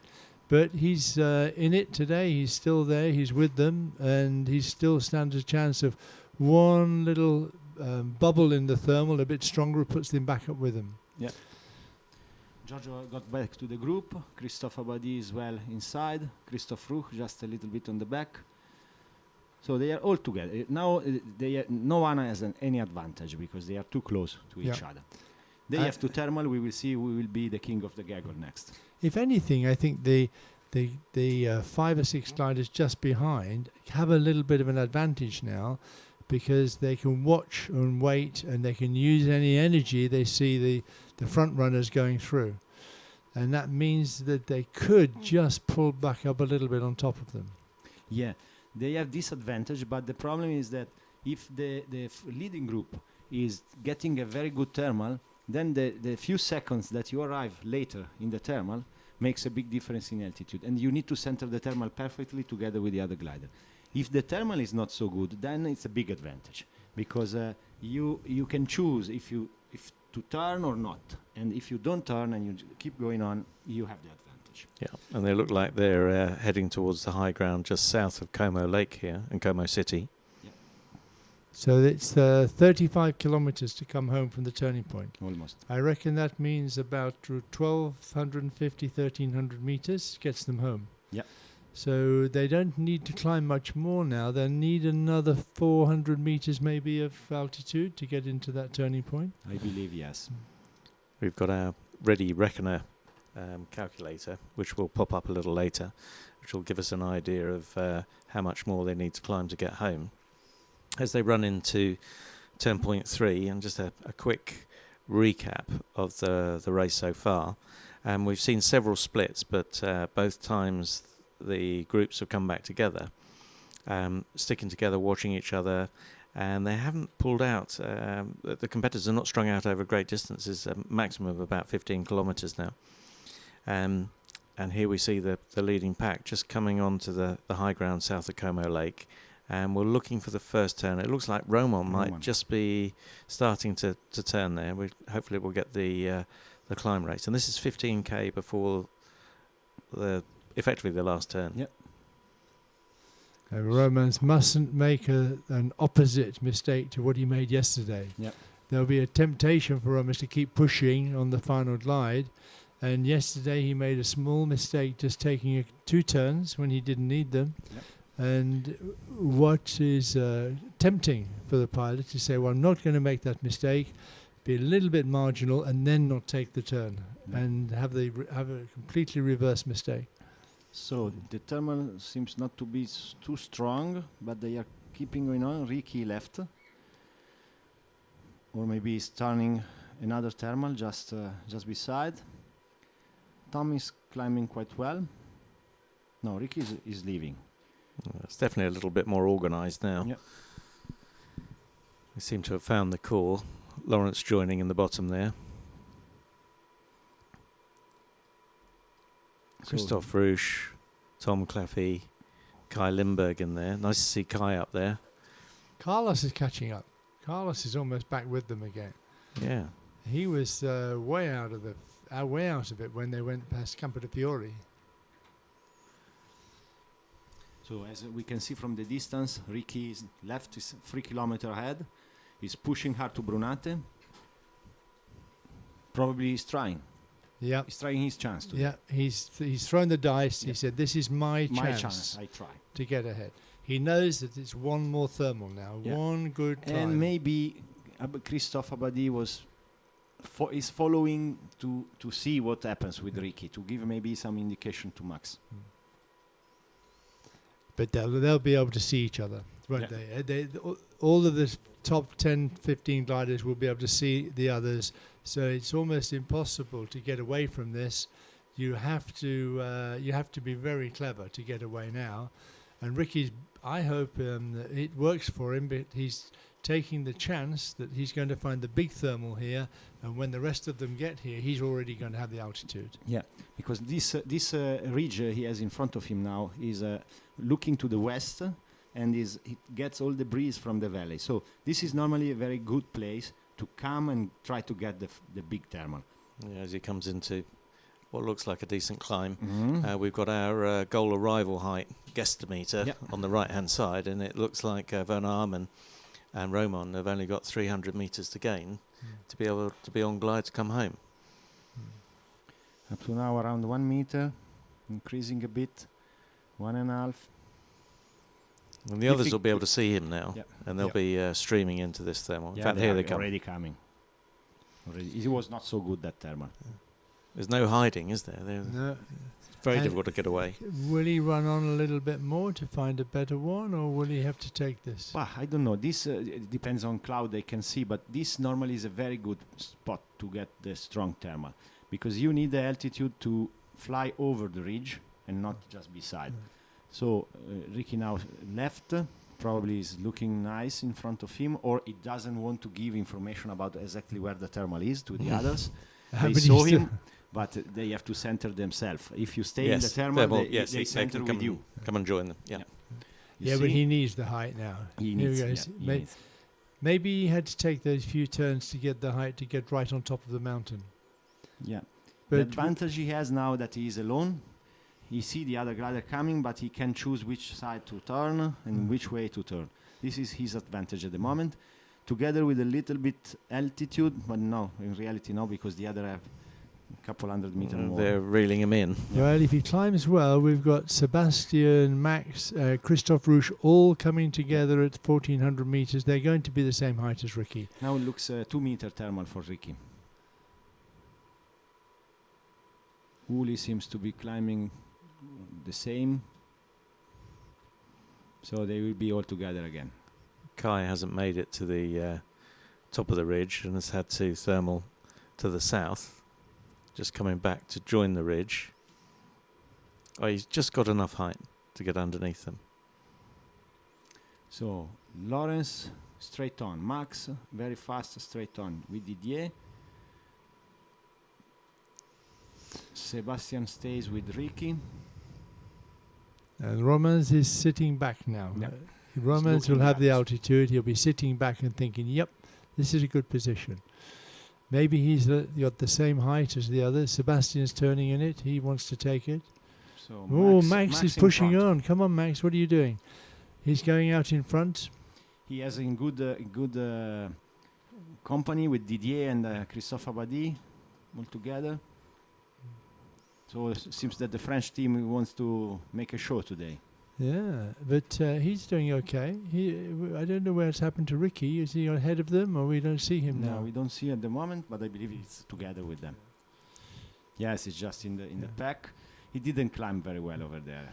If Max pulls ahead now and takes this turn first and sets off first, then you've got to admire the courage of a young guy like that to say, I'm going to lead them home. Yeah.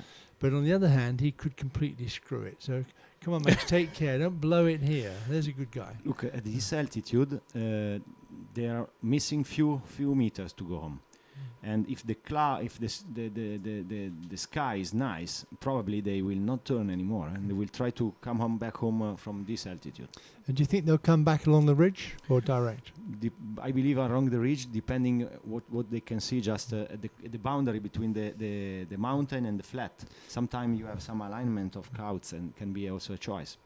Well, they've not lost any altitude at all now coming along here. So you would think that the logical thing is quickly in and out and back along the same line, because they can certainly get home then. That's a safe way for sure. A little bit more long, but we will see who is most aggressive at the moment, because I think that the turn of the turning point and the decision they have to make, it's a key moment now. But they've got the height. Yep, Can we if we see our final glide altimeter again and see what they need in the way of energy? It looked like between 100 and 150 meters. Look, 40 meters. Now 40 meters, yeah. So that energy they kept on the hill was good. They go back home from this position. The leading one. The others are a little bit lower, so probably they need to make a turn or something, or they have to fly very, very well.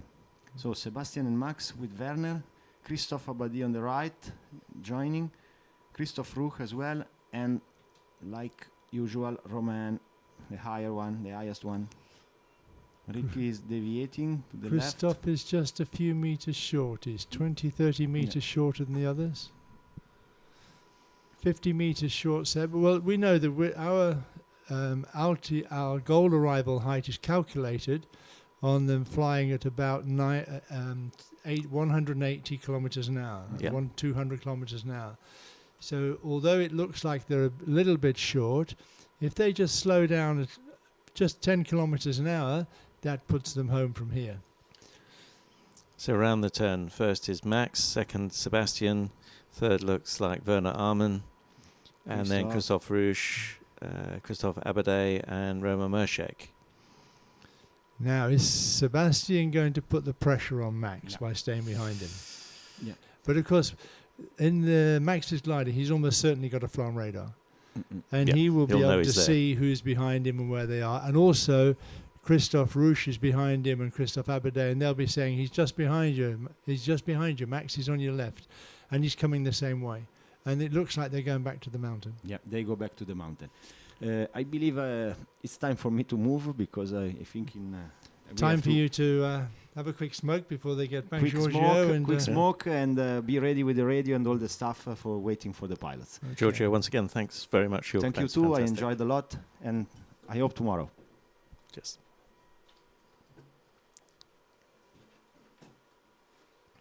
Now, while we rearrange the commentary booth, say goodbye to Giorgio. So, Brian, nervous in the front seat here. Yeah, it's always terrific moment, this, when the real essence of the competition, it comes out. That we've got three of the top pilots here, Sebastian Kawa, Maximilian and Christophe Ruch, side by side, just enough height to get home, waiting for the other one to blink. Nobody's going to blink. Roman's right in there with them, and they're all sitting on each other going, no, I'm not going to blink, I'm going home. You stay with me. And I think it's a very good portrayal of how exciting glider racing, sailplane racing really is, because very few people can understand the intensity of the competition and how hard these guys will be working and concentrating now. They are really, really close and flying very, very fast, 200 kph. Yeah, they've picked up a good energy along the hillside. That means they're eating up the kilometers without losing altitude. All the time it gives them a better and better glide, which means they can fly faster and faster. And the question is, do you push now with the speed and risk flying through some sinking air and having a problem later, or do you slow down a little bit and let the others just trickle ahead a tiny bit and keep your height? I think I think it would be a good tactic now for Max, certainly, not to be the one pushing out in front, but just to let Sebastian come alongside. And at that, he's going to have the advantage of being able to fly faster at the end in his JS1. Yeah. Very, very close now, with just over 25 kilometres to run. They have to run through a checkpoint just to straighten them up to come across the airfield. It's a new checkpoint. It's set a little bit further south than the one we had the first couple of days, just to give them just a fraction more altitude. We're getting pretty close to the rooftops before. Maybe, Benj, if we look at it from above, we see Lawrence is out in front. He's not going anything like as quickly because he's not got the altitude. He's having to slow right down because with the altitude he's got, he can only fly at about 140 kph, I would estimate. But they can see Rene turning ahead. And they can see Rene turning ahead on that leg, and they'll be going through his thermal and hoping to pick up a little bit of energy as they go through. Max and Sebastian are really pushing along now. They're really not hanging around. Yeah, you're right. Lawrence was out in front, but flying a lot slower and a lot lower. He needs to climb a little bit. He needs a few, probably 50 or 80 meters or something to be sure. It says he needs 274. Well, I suppose that if he took 150 meters, he's going to come in slowly, but if he wants to fly at these sort of speeds, he's going to have to climb 200 meters. It might be that our system hasn't spotted him going around the turn point, so that might be a little out of date. But he's certainly flying a lot slower. Max and Sebastian out in front. They're about to bump Rene's thermal. They're going to come bumping through Rene's thermal, and then from then on, they should be fat. Look, we've got over glide now. They're up to 60, 80 meters more than they need, even at 200 kilometers an hour. So they're going to be able to run on home, and it's Max who's decided that he's not going to be cautious. He's not going to sit behind Sebastian. He's going to make them work. Where's he going now? He's obviously deviating a little bit under a cloud, maybe, slowing down a little bit as he does so. Werner's taking the same route, and Sebastian's taking a route a little bit to the north. But they're not far apart. They're only a few hundred meters apart at this point. How far have we got to go now, Benj, to this turning point? Here's a view of the checkpoint and the finish line. Max on the left, Sebastian on the right. Very, very close indeed.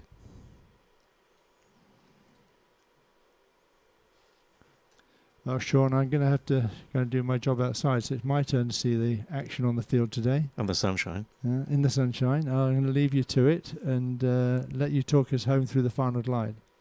Thanks, Brian. So with roughly 10 kilometres to go, we have Maximilian out in front, followed by Sebastian, pushing quite hard now, just over 200 kilometres an hour. Yes, in fact, we've got 10 kilometres to go to the checkpoint and 5 kilometres beyond that, so 15 kilometres total. Goal arrival heights, pretty much more than half the fleet now are over glide on the way back, so we can change to the distance to run on that. Max still flying around the 200 kph mark. We've got another view coming up showing the relative positions of the guys behind. So Max in first, Sebastian in second, Werner Arman closely followed by Christoph Rusch, and just behind that is Roman Mercek from the Czech Republic. Max flying a very, very mature race, managing to stay in front of Sebastian. Looks like he's definitely got the legs on them in his JS1. Sebastian flying an ASG 29. And Werner Arman and Christoph Rusch think Werner's flying a 29 and Christoph's flying a JS1. Very, very close together now. Roman Mocek in a 29.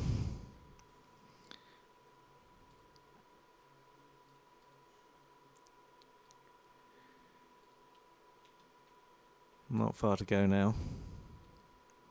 5 kilometers to the checkpoint and another 5 kilometers beyond that. We'll just see if we can look a little bit further back down the field.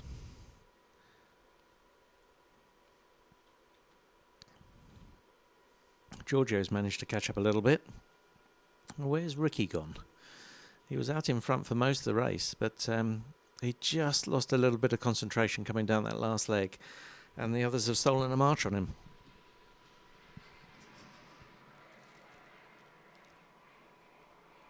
Tom Claffey not too far behind, just in the points there.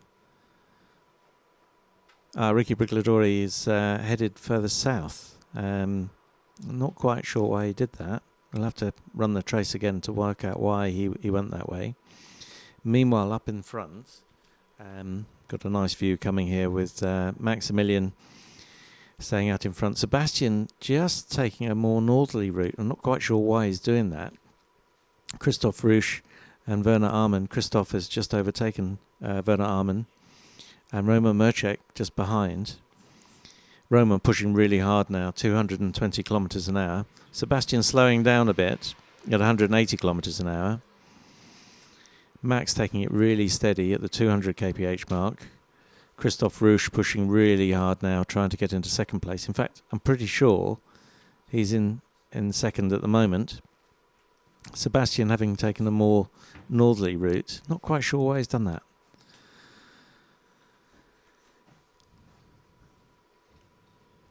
So through the checkpoint now. So just under 5 kilometers for Max to go. See the fantastic scenery we've got here.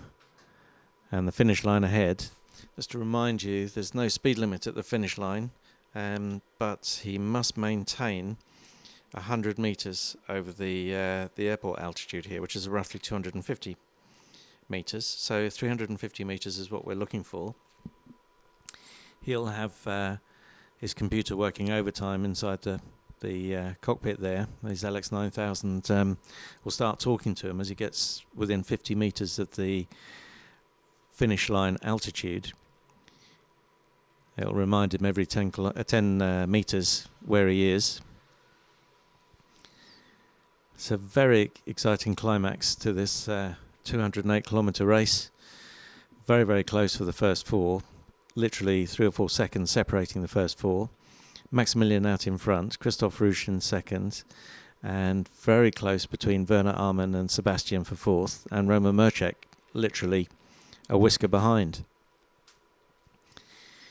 You see now the finish line in front of us, and Max staying above the 350 meter mark, which is great, and the finish line centered on the airfield. So Maximilian wins his second race. Fantastic, Max. And extends his lead. That's superb. Absolutely superb. And second for France looks like it will be Christoph Rusch. Just that last leg. The JS1's just pulling ahead of Sebastian and Werner and Roman. And Sebastian in third. Werner Armann in fourth. Very close there. Roman Mocek in fifth.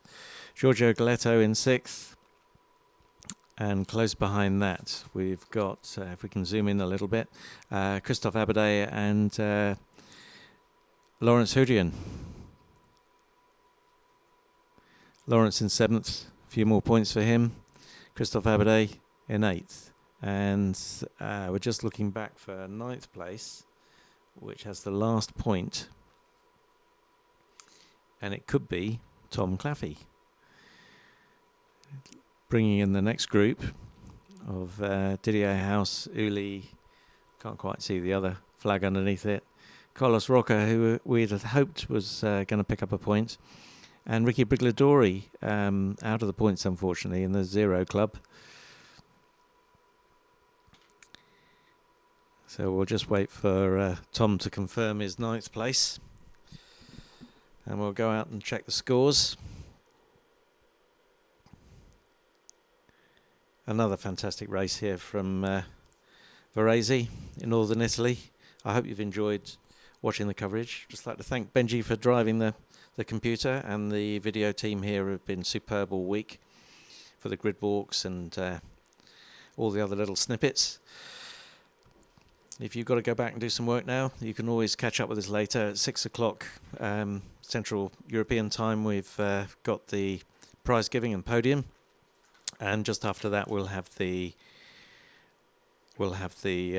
post-race analysis with a beer, I hope. Pretty sure that everybody's got through the line at the right altitude, so no altitude penalties on the finish line. We'll need to check back all of their loggers to make sure that they didn't infringe airspace during the race or airspace at the start, and we'll bring you the up-to-date results on the airspace. So that's us at the Sailplane Grand Prix saying good afternoon.